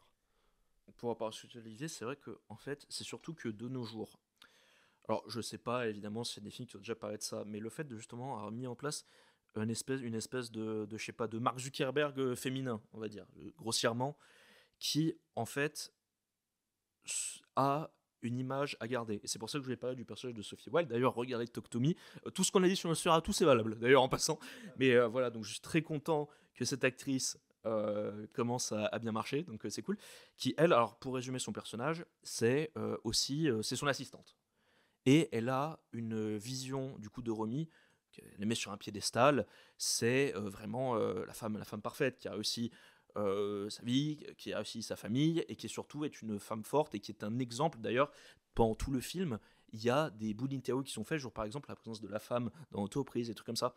Et c'est une image qui a été beaucoup poussée de nos jours, ce qui est parfaitement normal. Et en fait, ce film-là, alors après, est-ce que c'est bien fait? C'est toujours à débattre. La démarche de justement dire, ok, on a une femme comme ça, mais ce n'est pas parce que cette femme est entre guillemets un modèle de réussite moderne féminin qu'elle ne peut pas avoir par exemple des fantasmes qui, si on inverserait les rôles, seraient plus des trucs masculins, parce que ça existe beaucoup par exemple des histoires de PDG ou de mecs puissants qui vont aller faire des trucs BDSM et se faire fouetter. T'en as des centaines. Et je pense que c'est surtout ça la démarche. Après, est-ce que c'est bien fait ? C'est tout le débat, c'est pour ça qu'on en parle aujourd'hui. Mais je pense qu'en tout cas, pour ça, le film, c'est surtout, si on le place dans cette époque-là, ça se trouve, dans 20 ans, ça n'aura aucun intérêt. Peut-être que les mœurs seront complètement changées. Mais je pense que là-dessus... et oui, pardon, juste avant, excusez-moi, je reviens sur Sophia Wilde. Tu as cette discussion où justement, elle se rend compte que... c'est pour rappeler mon propos, qu'elle se rend compte que Romy a une relation avec le stagiaire, dont j'ai oublié le nom, je vais pas arrêter de l'appeler le stagiaire, donc Harry, on va dire, et lui dit écoutez, moi je pensais que vous étiez meilleur que ça à la base. Et donc il y a un peu une espèce de chantage du fait que écoutez, là vous allez continuer, vous allez me laisser faire mon programme pour inclure plus de femmes dans l'entreprise et vous allez avoir une bonne image, sinon en fait je vous détruis. T'as ce truc là en fait dans les enjeux qui fait que le film est intéressant de ce point de vue là. Voilà, c'est tout. C'est peut-être un peu paumé, mais Ok, non, Voilà. c'est clair. vous connaissez maintenant TDAH et tout. Il y a un autre truc que le film explore aussi, c'est la notion de la libération sexuelle. Et ça, c'est un thème qui est également très commun dans le cinéma. On l'a vu énormément de fois. Mais est-ce que vous pensez que cette forme de libération sexuelle dans le film est novatrice ? Oui, ben en fait, moi j'ai envie de vous parler de la scène préférée du film, mais en fait vous avez dit plein de trucs et du coup j'aimerais répondre à plein de trucs, mais du coup je vais essayer de résumer ma réponse à plein de trucs et après de parler de la scène dans un autre truc. Ça vous va ? Ça marche. Je t'ai lâché au deuxième truc. Non, parce qu'en fait, évidemment que bon, moi c'est la même chose que j'ai dit sur Nosferatu. Hein. On va pas réinventer la roue, on va pas réinventer le désir. Hein. C'est-à-dire que oui, on est attiré par ce qui nous fait peur. Oui, on est attiré par ce qui nous met en danger. Ça, oui, qui n'est pas au courant. Mais je veux dire, évidemment que c'est excitant. Évidemment que l'excitation vient de la mise en danger de la situation et que c'est même la base de la dark romance. Hein, quand je répétais, hein. À chaque fois, c'est toujours, tu regardes. La plupart des meufs dans la situation de base, elles sont dans un couple qui va pas bien, elles sont pas heureuses avec un mec qui est pas ouf, et et tout d'un coup il y a un mec qui arrive dans l'ombre là-haut et t'as toutes ses copines qui vont lui dire non mais n'y va pas, lui il y a des rumeurs sur lui comme quoi il scintille au soleil le con, et voilà, et finalement enfin bref elle va aller comment ça il brille, enfin bref, non mais du coup c'est quand même le système de base, hein. Il y a dans tous les films de dark romance, et c'est pour ça quand tu parlais de ton anecdote de pourquoi est-ce que ça a du succès, ben justement parce que c'est interdit, et aussi justement parce que c'est toujours une situation de base d'une meuf qui est la meuf de tous les jours en fait, c'est-à-dire que t'es pas forcément heureux dans ton couple, sexuellement c'est pas incroyable et tout, ou juste t'as une vie à peu près normale, et tout d'un coup il va y avoir quelqu'un qui va venir et puis avec qui tout d'un coup waouh, on va s'envoyer en l'air comme jamais, on va voler dans tous les sens. Mais le film, là où il est plus intéressant qu'une dark romance classique et où il le fait vraiment bien, c'est que en effet il le fait justement un parcours de libération sexuelle et un parcours justement de reconnexion avec sa sexualité. C'est-à-dire que ça va être la possibilité pour une femme forte et indépendante, ce que tu veux, de Nicole Kidman, d'avoir le droit d'exprimer la sexualité qu'elle a bien envie. Et d'avoir justement le droit de pouvoir, si elle le veut, c'est le parallèle du film, être une chienne. C'est-à-dire que littéralement, c'est littéralement le parallèle officiel du film qui est amené là-dedans, mais je le dis dans ce qui est amené. Et je pense que le regard, chacun pense ce qu'il veut de ça, mais le regard qui amène la réalisatrice là-dessus, c'est vraiment quelque chose c'est vraiment se décomplexer de ce poids-là. Et moi, là où je reconnais au film quelque chose que j'aime bien, et c'est pour ça qu'il est progressiste, c'est qu'il n'y a pas tellement un male gaze dans le film. Il n'y a pas tellement question du regard masculin. Il est beaucoup plus question du regard féminin. C'est-à-dire dans la relation qu'il y a entre Sophia Wilde et justement Nicole Kidman. Et parce que c'est justement Sophia Wilde qui est son assistante et qui lui demande tout le temps, est-ce que je peux avoir une augmentation ? Est-ce qu'on pourrait intégrer plus de femmes dans l'entreprise ? J'aimerais permettre justement de faire évoluer les mœurs. Et Nicole Kidman qui est une femme de pouvoir et qui a donc cette responsabilité-là et ce pouvoir-là. Et la scène dont tu parlais, Tanguy, justement, où elle va lui reprocher je sais ce que vous faites, je sais que vous tapez le stagiaire et je sais que vous le faites en étant soumise. Surtout que ça commence justement à ce stade du film à rentrer, comme l'autre il sort avec son assistante, ça commence à rentrer en conflit avec sa vie professionnelle. Oui, exactement. Et c'est là où justement ça commence un peu à partir en couille. Et je dis un peu parce que ça reste pas non plus. Ça reste très cool. Voilà, mais ça reste gentil. justement, Et c'est le regard, et c'est ça qui est intéressant, que moi j'aime bien le film, c'est justement le regard d'une certaine voilà, de femme par rapport à d'autres femmes. C'est-à-dire que tu as la responsabilité d'être un exemple pour nous, car il faut qu'il y ait plus de femmes en entreprise, il faut que toi en tant que femme puissante, tu nous permettes de rentrer, tu as cette responsabilité, tu es ce modèle, tu ne peux pas te permettre d'avoir ces désirs-là. Et c'est littéralement ce qu'elle lui reproche. Et ce qu'amène le film dans sa conclusion justement, c'est je peux être les deux. Et je peux en prendre les responsabilités. Être cette femme forte, entreprise, pouvoir mettre des limites, pouvoir être puissante et pouvoir mettre des femmes en place. Et si j'ai envie, j'ai le droit de pouvoir être soumise à un moment, si je le veux, si ce sont mes désirs, si j'en ai envie, c'est OK par rapport à ça. Et c'est assez simple dit comme ça. Mais c'est du coup quand même, pour moi, la chose très claire dans le film. Et c'est où ça où je dis que le film n'est pas non plus incroyable. C'est-à-dire que bon, il le dit littéralement, mais pour moi, des scènes, quoi. Globalement. Mais aussi mais enfin Tu veux parler de ta scène préférée ou est-ce Oui. que on... J'avais une idée, mais il faut que je prépare parce que ça a Mais- sonné comme une dinguerie. C'est non, vrai, mais genre... je vais encore faire un couloir de 10 minutes, mais juste pour aller un peu vite dessus, puis après je vous laisse continuer. Mais je trouve que globalement, la vraie scène au cœur du film qui est vraiment exceptionnelle, c'est la première fois où ils vont coucher ensemble dans une chambre d'hôtel, justement, où ils se sont réunis tous les deux. Et tu as une longue scène comme ça, filmée en temps réel à peu près, où justement il va y avoir ce premier rapport. Et cette scène-là, vraiment, c'est une super scène d'acteur. C'est vraiment une super scène d'acteur. Les acteurs, c'est le moment où c'est extrêmement bien dialogué, extrêmement bien mis. Tu vois, dans leur rapport au corps, le rapport à l'espace qu'ils ont, il est vraiment exceptionnel. Tu ressens la tension qu'il y a dans la scène à ce moment-là.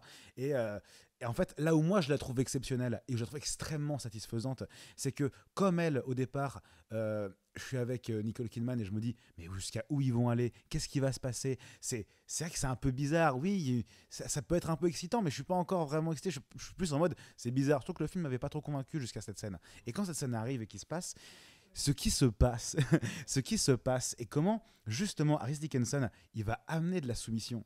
Il va amener de la soumission relativement consentie et tout ça, enfin complètement consentie d'ailleurs. Mais comment il va créer la soumission et comment elle va s'y plier et en fait elle veut pas et en fait si et tout. Je trouve que la scène prend un certain moment. Moi, je trouve ça vraiment brillamment exécuté, juste au point où à la fin, je peux ressentir une forme d'excitation. Ce qui est quand même le but d'une scène de sexe, quand même, c'est qu'on ressente un truc. Et jusqu'à la fin, que le film arrive de me faire passer à ok, j'ai pas du tout le délire soumission un peu BDSM et tout, je sais pas trop pourquoi, et comment est-ce qu'il va arriver à créer une excitation et créer de la tension au point où moi-même je peux me dire ah ouais, je comprends. Je vois comment il crée ça, et ben je trouve ça très très fort. Ce qui est vraiment dommage, c'est qu'après le film retourne dans des facilités après cette scène, c'est-à-dire qu'il veut nous faire 2 ou 3 clips shows en mode oui regarde on s'aime, ce qui est un gros cliché de Dark Romance, ça aussi, c'est les clips shows. Bah ouais, complètement. En fait, ça devient un film random juste après. Ce qui est vraiment dommage. Mais non, mais voilà, mais c'est le point du film. Hein. C'est vraiment, encore une fois, cette scène-là en elle-même, elle est géniale. Et là, je me suis dit, c'est super, on va avoir un film où on va justement explorer les dynamiques de domination sexuelle et d'excitation dans ce dilemme. Et ce qui est dommage, c'est que c'est la seule scène du film qui le fait. Je me permets quand même de le noter parce qu'elle le fait, je trouve, vachement bien à ce moment-là. Mais le reste du film, vous attendez à rien, il se passera plus rien. Globalement, niveau cul, voilà, il se passera plus rien. C'est très compliqué. La fin, la première scène et la dernière scène, c'est les mêmes. Oui, sauf que ça se passe mieux. Donc, ça a été tourné au même endroit. Voilà, ça a été tourné au même moment. Ouais. Voilà. Juste là, tu es contente. Là, tu n'es pas contente. C'est vrai que les scènes de cul manquent de sève vitale. Genre, je me suis jamais... Bon, on va parler franchement. Je me suis jamais senti excité pendant ces scènes. Et même genre, il y a... Comment dire, il y a certaines scènes de cinéma où, même si on n'est pas personnellement excité, on se dit, OK, that's hot. Like, OK, ça, il y a une véritable intensité, genre l'inconnu du lac. Je suis pas du tout gay, ça, mais je suis totalement hétéro. Mais quand je vois ça, je me dis, ça, c'est véritablement une scène qui est très sensuelle. Qu'est-ce qu'il y a? Je laisse dans le montage. Yes. Mais néanmoins, tu regardes ça et tu te dis, OK, véritablement, ils ont réussi à encapsuler, à capturer ce désir extrêmement cru et réel. Mais pour rebondir sur ce que tu as dit, je trouve que le film est ultra progressiste dans la meilleure des manières, dans la mesure où véritablement ça dit au revoir au tabou, tu peux être en harmonie avec ta nature. Donc ça dit aux femmes, tu peux avoir un désir de soumission, ça ne veut absolument pas dire que tu dois être soumise généralement. Tu as le droit d'être quelqu'un de complexe, de multidimensionnel, de même contradictoire. C'est la condition humaine. Et c'est OK. Et il y a même un message pour les mecs aussi, parce que soyons honnêtes, il y a dans la doxa le comportement de Harris Dickinson est souvent vu et souvent très condamné. Les parents modernes ne vont absolument pas dire à leur fils que faire comme ce personnage est séduisant, tu devrais pouvoir... Tu dois pouvoir les teaser, tu dois pouvoir être provocant. Après, je sais pas si les parents vont montrer ce film aux enfants. Tu vois, en vrai. Ah, moi aussi. Parce que, bon, même si... non, je dis pas qu'ils devraient non, je plaisante. Non, il ne devrait pas montrer ce film aux enfants. Vraiment... Mais dans la doxa, il y a comment dire, il y a un apprentissage par rapport au rapport homme-femme qui est en quasi-opposition avec ce qu'on montre dans le film, à part le fait que Harris Dickinson est très malin. Véritablement, il fait attention à ne pas tomber dans le non-consentement. Il fait très attention à ça, et ça, c'est très important. Et ça fait en sorte qu'on peut dire, tu as le droit d'être, on peut dire, provoquant, bad boy viril, mais en même temps, tu as le droit d'être très vulnérable. Il y a des moments où Harris Dickinson va se montrer très vulnérable et de dire, ça c'est OK aussi, tu as le droit d'être multidimensionnel, tu as le droit d'être humain. Et donc, c'est une forme de progressisme qui, sans jamais être pontifiant, est très équilibré, très réussi. Mais d'ailleurs, c'est le truc, pour revenir sur l'intensité des scènes de sexe, c'est vrai que j'y réfléchis. Seulement, on n'a pas besoin d'avoir... c'est pas un porno qu'on regarde. C'est pas nécessaire d'avoir forcément des scènes ultra érotiques. Nicole Kidman à poil. Et bah tu l'as vu, bon. Non mais en fait, je pense qu'en vrai, si le propos du film est, alors pas de trivialiser, mais c'est peut-être pas le bon terme, mais de justement montrer juste une relation normale, le fait que ça n'est pas forcément, on n'est pas avec des cravaches et 500 trucs de chaque côté, finalement, est-ce que c'est un mal ? Non, moi, si on part sur ce truc justement, que c'est finalement une relation qui est justement montrée un peu comme, écoute, ça arrive, truc comme ça, que, ouais, c'est... Si on part de ce principe-là, je sais pas si vous voyez ce que je veux dire. Moi, je comprends ce que tu veux dire, mais moi, je trouve juste. C'est vrai que finalement, on n'a pas besoin d'avoir des explosions quand les. mais la scène dont je te parle, que je trouve super, là, justement, dans la chambre d'hôtel et tout, il y a pas tellement de sexe. Enfin, c'est-à-dire que il y en a où ça y va sur la fin et on comprend que ça part. Mais en fait, c'est justement le rapport de comment est-ce que tu domines, comment est-ce qu'elle est en mode non, j'ai pas envie. En fait, si en même temps j'en ai envie, et oui et non, comment il va lui faire stop. Et en fait, comment est-ce qu'il s'attire et se repousse comme ça perpétuellement à travers des jeux, à travers des situations. Et là, je suis en mode, c'est super intéressant, c'est super stimulant de regarder ça. Et j'aurais aimé que le film vraiment aille plus chercher ça, plus s'étendre. Je dis pas forcément de sortir cravache et puis tout ça. Même il n'y a jamais vraiment de moment où ils utilisent des outils. Si, à un moment, quand elle va aller lécher le... je crois que c'est dans un des clips shows, il y a un truc qui est mentionné, mais... en vrai, il dit juste qu'il y a un safe word. Mais à part ça, tu vois, en vrai, c'est... Non, moi j'aurais bien aimé que ça aille un peu plus loin. Mais en fait, poil. Oui, c'est juste ça, tu sais, le truc à poil. Et le safe word, et puis surtout, mais le encore une fois, safe la word, dimension. c'est Jacob, Twilight. Coïncidence, je pense pas. En vrai, ça, parce que comme c'est dans la Bible, oh non, ça se touche littéralement. Oh mon Dieu. Non, mais je trouve juste que le film en effet n'est pas si subversif que ça en réalité, et je trouve que il a un message que j'aime bien, que je trouve intéressant, mais je trouve que globalement il n'est pas très subversif, c'est-à-dire que je pense que c'est aussi une question de mise en scène. Je pense que c'est une question de mise en scène et que le film ne va pas très très loin et reste relativement assez sage. C'est-à-dire que, à titre d'exemple, on fait que nous rabâcher que on nous le dit, que Nicole Kidman est une patronne d'entreprise qui s'est fait tout seul, qui a un modèle et tout. Mais moi, j'ai pas trop cette image d'elle au début, même. Et puis le reste du film, on ne la voit jamais vraiment prendre en main la situation, diriger une équipe, s'imposer tout ça. T'as juste les scènes de fait des interviews, même là, tu ne sens pas qu'elle est en pouvoir et tout.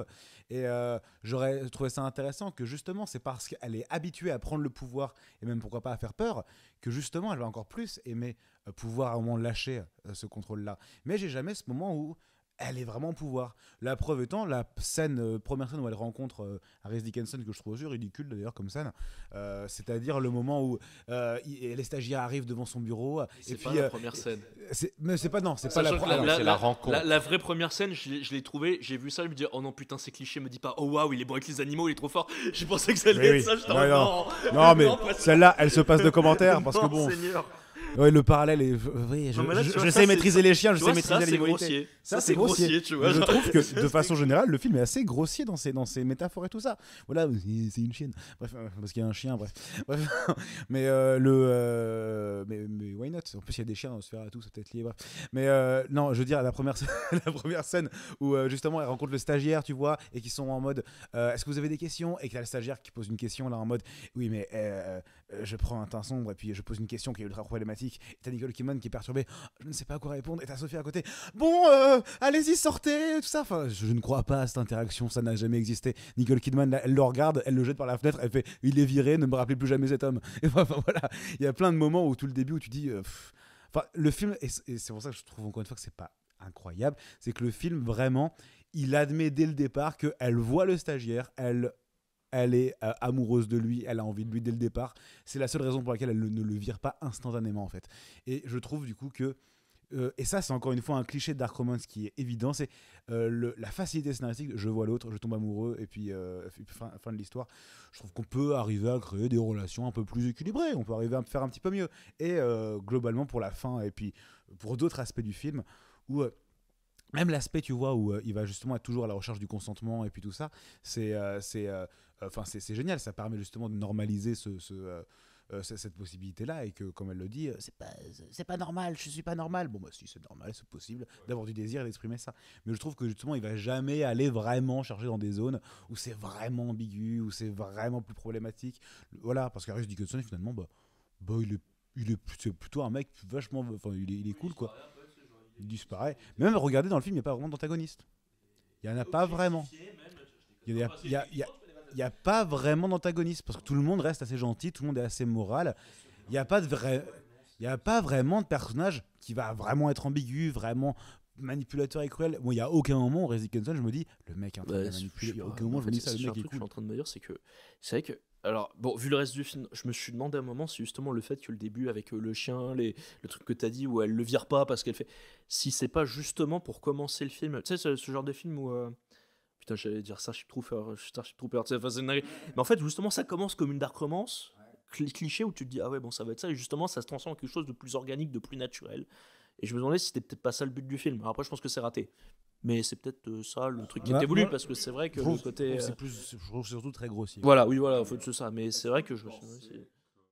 Est-ce que vous pensez que la réalisatrice essaye de créer de l'empathie pour le personnage, ou véritablement on se dit ok, je la comprends, elle est très frustrée, ou est-ce que véritablement on essaye de la plonger dans une zone grise? Parce que quand même, on a oublié de parler de Banderas et de sa famille, où elle n'est pas juste patronne. Elle a une famille, elle s'occupe d'eux, et elle est trahie. Elle est en train de les mentir. Et donc, cette libération sexuelle qu'on montre finit, et ça c'est aussi intéressant, c'est que normalement la libération sexuelle permet l'émancipation, permet d'être comblé, et certes ça fait ça, mais il y a un dark side, c'est que ça détruit sa famille, au moins pendant une période, et ça lui force à faire des actes qui sont, disons-le, assez immoraux. De mentir, de faire tout ça. Et donc, à quel point est-ce qu'on essaye de créer de l'empathie pour elle? Moi, perso, je pense, à partir du moment où c'est le personnage principal, indirectement, même si le personnage est moralement répréhensible, t'es forcément empathique. Quand je vois des gens qui sont en train de dire, hey mec, Misako, pourquoi tu. Non, tu le suis, c'est un connard, mais tu as une forme d'empathie parce que tu as son point de vue, c'est pas grave. Là, effectivement, il y a beaucoup d'éléments. Je pense notamment, par exemple, le coup de la secte. Alors attends, je vais partir un peu loin parce que c'était pour revenir sur le truc d'avant. Et par rapport à sa famille, où si on part sur le fait qu'il y a une répression, on en parle tout à l'heure, c'est un débat. Là, c'est pour le coup peut-être répression ou un autre terme des désirs. Il y avait cette mention que quand il était enfant, il était dans une secte. Et du coup, je suppose que c'était un truc qui était assez, on va dire quoi, conservateur, très, très, voilà. Et en parallèle, dans sa vie actuelle, elle a une de ses filles qui justement a une aventure et trompe sa copine. Et moi, je me demande s'il n'y avait pas cette notion aussi qui avait été ajoutée dans le film, que c'est un peu une projection, le fait qu'elle sorte avec quelqu'un de plus jeune, c'est aussi un truc qui est lié par rapport à son enfance. Je pars peut-être un peu loin, mais je sais pas si vous voyez où je veux aller. Attends, j'ai pas compris le rapport avec sa fille. C'est que c'est un peu quand elle se rend compte que sa fille, qui a une copine, a une relation avec une autre fille, elle lui pose la question, et ce truc, ah ben non, mais c'est juste en attendant, c'est pour m'amuser, il y a ce truc c'est un peu de déclencheur, j'ai l'impression. Est-ce qu'il n'y a pas un truc qui est lié par rapport à l'enfance, et c'était pour relier, c'était pas forcément pour excuser, parce que moi c'est le truc que je trouvais un peu bizarre, j'avais lu une critique du film avant de le voir, où apparemment, oui c'est une excuse, c'est parce qu'elle a eu ça une secte, je trouve que c'est grossier de dire ça. C'est grossier, mais si mais tu en même pars temps, du principe que ça met en place, que du coup le fait d'avoir justement ce truc un peu fougueux, un peu adolescent, indirectement, je sais pas si tu vois ce que je veux dire, c'est peut-être complètement débile ce que je dis. Bah tu vois, moi c'est un des trucs sur lesquels je comprends pas trop le film. D'ailleurs, je vais te leur taf si je dis ça. Non, mais je suis en train de réfléchir, mais je sais pas. Mais je suis d'accord avec toi. Hein. Je me dis pourquoi avoir inclus ça. Moi aussi, je suis d'accord avec toi. Parce que ça part dans le côté empathique de. C'est sa backstory. Ouais, on a 3 scènes par rapport à ça. Une phrase dans le film. C'est vraiment une phrase. Une scène et 3 flashbacks. 3 petits flashbacks quand tu fais une thérapie par hypnose. Et 2 d'ailleurs. Alors c'est un petit flash où tu vois des images, et t'as un moment quand elle est à l'anniversaire de sa fille, où t'as les enfants qui sont en train de jouer, elle a un flash avec justement des enfants qui sont en train de jouer entourés dans une forêt, avec des toges un peu en mode... Et du coup, il y a cet élément du film qui est mis. Et comme Léa, tu m'avais dit avant qu'on prépare le podcast, qu'elle a vécu dans une secte aussi, la réalisatrice. Du coup, pourquoi avoir mis cet élément-là ? Débat ouvert. Parce que pour moi, c'est lié, parce que tu mets pas un élément comme ça, tu vas pas faire des flash cuts, j'ai plus le terme, dedans, sans t'en servir. Donc, oui. Bon, on va accélérer. Est-ce qu'on a d'autres choses à dire par rapport à Baby Girl ? C'est pas très beau. Non, c'est pas moche, mais c'est pas dingue, quoi. Enfin, c'est pas... Si je pourrais dire ça après, mais bon... Non, c'est quand même... Non, c'est ça. Non, globalement, c'est bien ce qu'on a résumé. C'est-à-dire que le film se veut vraiment être dramatique, et je trouve qu'il ne l'est jamais vraiment. Il se veut vraiment être subversif, et il ne l'est jamais vraiment. Mais vraiment, il se sauve avec ses 2 acteurs principaux, et puis ces quelques scènes aussi. La confrontation avec Antonio Banderas à la fin, je la trouve à la fois drôle et à la fois triste. Mais voilà, c'est un film qui, je trouve, avait une démarche super cool de vouloir réinvestir l'espace de Dark Romance. Mais je trouve que dans sa thématique globale, il le fait. Il va vraiment réfléchir à la question de la soumission et de celui qui soumet et celle qui se fait soumettre. Il va vraiment réfléchir à cette question-là, mais en réalité, il va vraiment pas assez loin. Il y a 2 ou 3 scènes où vraiment ça pose des questions, c'est intéressant, mais finalement, il traite pas vraiment son sujet, il le traite pas vraiment jusqu'au bout, il amène pas quelque chose à part. Enfin voilà, il se contente de refaire des scènes de Dark Romance classique, c'est-à-dire que on va faire du clip show, montrer que on a une période où on baise énormément, on va faire une séquence où après on va aller en boîte de nuit ensemble, et puis tout ça. Mais voilà, je trouve que globalement les personnages sont pas très intéressants, ils sont assez monolithiques. Le personnage d'Harris Dickinson, aussi bon acteur qu'il est, finalement est assez simple, on ne sait pas trop sur lui, il reste un peu prétexte. Pareil pour Antonio Banderas. Oui, c'est ça, je voulais revenir, tu as raison Tanguy, par rapport à la fille de Nicole Kidman. En effet, il y a une question en effet de transmission et de modèle aussi par rapport à sa fille, c'est-à-dire quel modèle je suis pour mes enfants, et il y a ce parallèle qui est intéressant où en effet sa fille va tromper sa copine. Pourquoi ? C'est pour passer le temps, c'est rigolo, et puis après... Et t'as aussi le fait que t'as son autre fille aussi, qui est un peu plus jeune, qui commence aussi à grandir, peut-être par rapport à ça aussi. Ouais, mais du coup, ça T'es en souligne, stade, c'est vrai, putain, ça. C'est bon parce que je voulais couper l'autre. J'ai dû couper l'autre partie au montage là. Donc, mais c'est pas grave. Ça, on peut quand même en parler. Non, mais tu vois, c'est intéressant parce qu'on a encore une fois quelque chose qui est intéressant là, c'est qu'on souligne encore une fois l'importance de la transmission, l'importance d'être un modèle, d'être un exemple aussi pour ses enfants. Et mais voilà, mais en même temps, peut-être plus tard, dans un futur proche aussi, la capacité de libérer les mœurs ou disons de pouvoir être ok par rapport à ça. Parce que l'un des problématiques qu'a Nicole Kidman dans le film aussi, c'est Antonio Banderas qui justement quand elle va lui avouer qu'elle pourrait éventuellement avoir des désirs, lui ça va être vraiment un non, c'est pas possible, ça fait trop peur, les désirs qui font peur en réalité. Et voilà justement comment est-ce que cette fin va le faire à moitié. Qu'est-ce que tu fais, Tanguy? Pardon, oui. Pourquoi il y a du scotch? J'ai beaucoup de scotch. ADHD. Mais voilà, un peu pour conclure. Du coup, il y a encore cette logique de transmission et puis de ressentir, d'amener sa sexualité. Mais voilà, ça reste assez classique. Ça, c'est, je dirais, le lien avec Nosferatu et Baby Girl. C'est que ça va toucher sur l'ombre humaine, sur notre... pourquoi est-ce que Tanguy a l'air d'être au bout Parce de que je me dis, l'exposé en vrai, de si rire. ça parle de sexe Lovecraftien aussi, Baby Girl. C'est débile. Bon, tous les deux Je plaisante. tous les deux parlent de thématiques qui sont universelles, et c'est la raison pour laquelle le Nosferatu, mais également le vampire, sont des thématiques qui sont, et même des archétypes, qui sont périns, qui ont résonné avec génération après génération, parce que ça touche à quelque chose de fondamental dans la condition humaine. Et ces deux films, de manière à la fois similaire et différent, vont aborder ce sujet. Je trouve que Nosferatu le fait mieux quand même.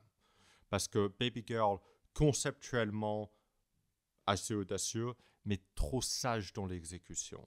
Nosferatu, très classique dans la forme, mais dans le fond, ça va mais jusqu'au bout. Non, clairement, mais c'est aussi encore une fois intéressant de voir que tiens, on a une période, on vit un moment de cinéma en ce moment où en effet on sent quand même qu'il y a des thématiques qui se rejoignent beaucoup et des façons de les adapter. On pourrait aussi faire plusieurs parallèles entre Baby Girl et The Substance aussi, pareil dans l'idée de reprendre une actrice qui fut un sex symbole à une époque et qui maintenant porte le poids de son âge dans ses rôles et comment est-ce que on va justement le représenter. Bah non, mais comment de montrer Nicole Kidman voilà, nue et tout, c'est aussi une épreuve pour l'actrice, c'est aussi une épreuve d'assumer son corps dans cette nouvelle période de sa carrière et justement comment ça va en faire une force et comment ça va être une force du film, comme dans The Substance. Mais par rapport en effet à Nosferatu, c'est intéressant de voir que les deux films vont avoir une portée beaucoup plus psychologique. Dans les deux, on a vraiment quelque chose qui est relié au passé, un traumatisme d'enfance, une éclosion première liée à l'enfance qui a du coup laissé des séquelles que les personnages féminins vont essayer de cacher, mais qui vont s'exprimer dans la sexualité. C'est pour ça que l'espace de la sexualité est un espace qui est super intéressant à investir au cinéma et d'aller chercher. Voilà, je pense, on en parlait avec Axel qui n'est pas là aujourd'hui, mais à Simple comme Sylvain, sorti l'année dernière, qui pareil abordait beaucoup la question de la sexualité par rapport à ça, qui le faisait de façon incroyable. Et c'était génial. Et du coup, c'est super intéressant, et en particulier évidemment du désir féminin, de l'amener et de chercher la définition, la représentation de qu'est-ce qui est désireux, qu'est-ce qui est enivrant, qu'est-ce qu'on a envie, même si on a envie du pire. Dis quelque chose. Bref, ce film existe. Sur cette note, merci d'avoir écouté notre podcast. C'est marrant, il y a une moustache qui a poussé à Olivier quand il parle. Tu imites Nicolas. Ah oui, c'était ça. Tiens, j'ai un gâteau, mange le gâteau. Cet été, le compte Orloc rencontre Romy, nouveau stagiaire venu de Roumanie. Merci les amis pour votre perspicacité. On vous verra le mois prochain pour parler de films moins salacieux et plus pudiques. Non, je rigole, on parle de salaud, Vincent Banjo en Sodome. Oui, exceptionnel, un infomaniaque, on est à fond. Ah, processeur. Ah Peut-être on va faire oui, ça. oui, bah voilà. Ah bah voilà, ça peut être bien ça pour... Ouais, non. Ah, ça Non, va être pas fun. du tout. Ça va être très fun. T'as pas vu toi? Non. Bah, ta gueule. Bon. Merci pour nous avoir écoutés et bonne soirée. Bonne soirée, bye. Le bruit. Oh putain.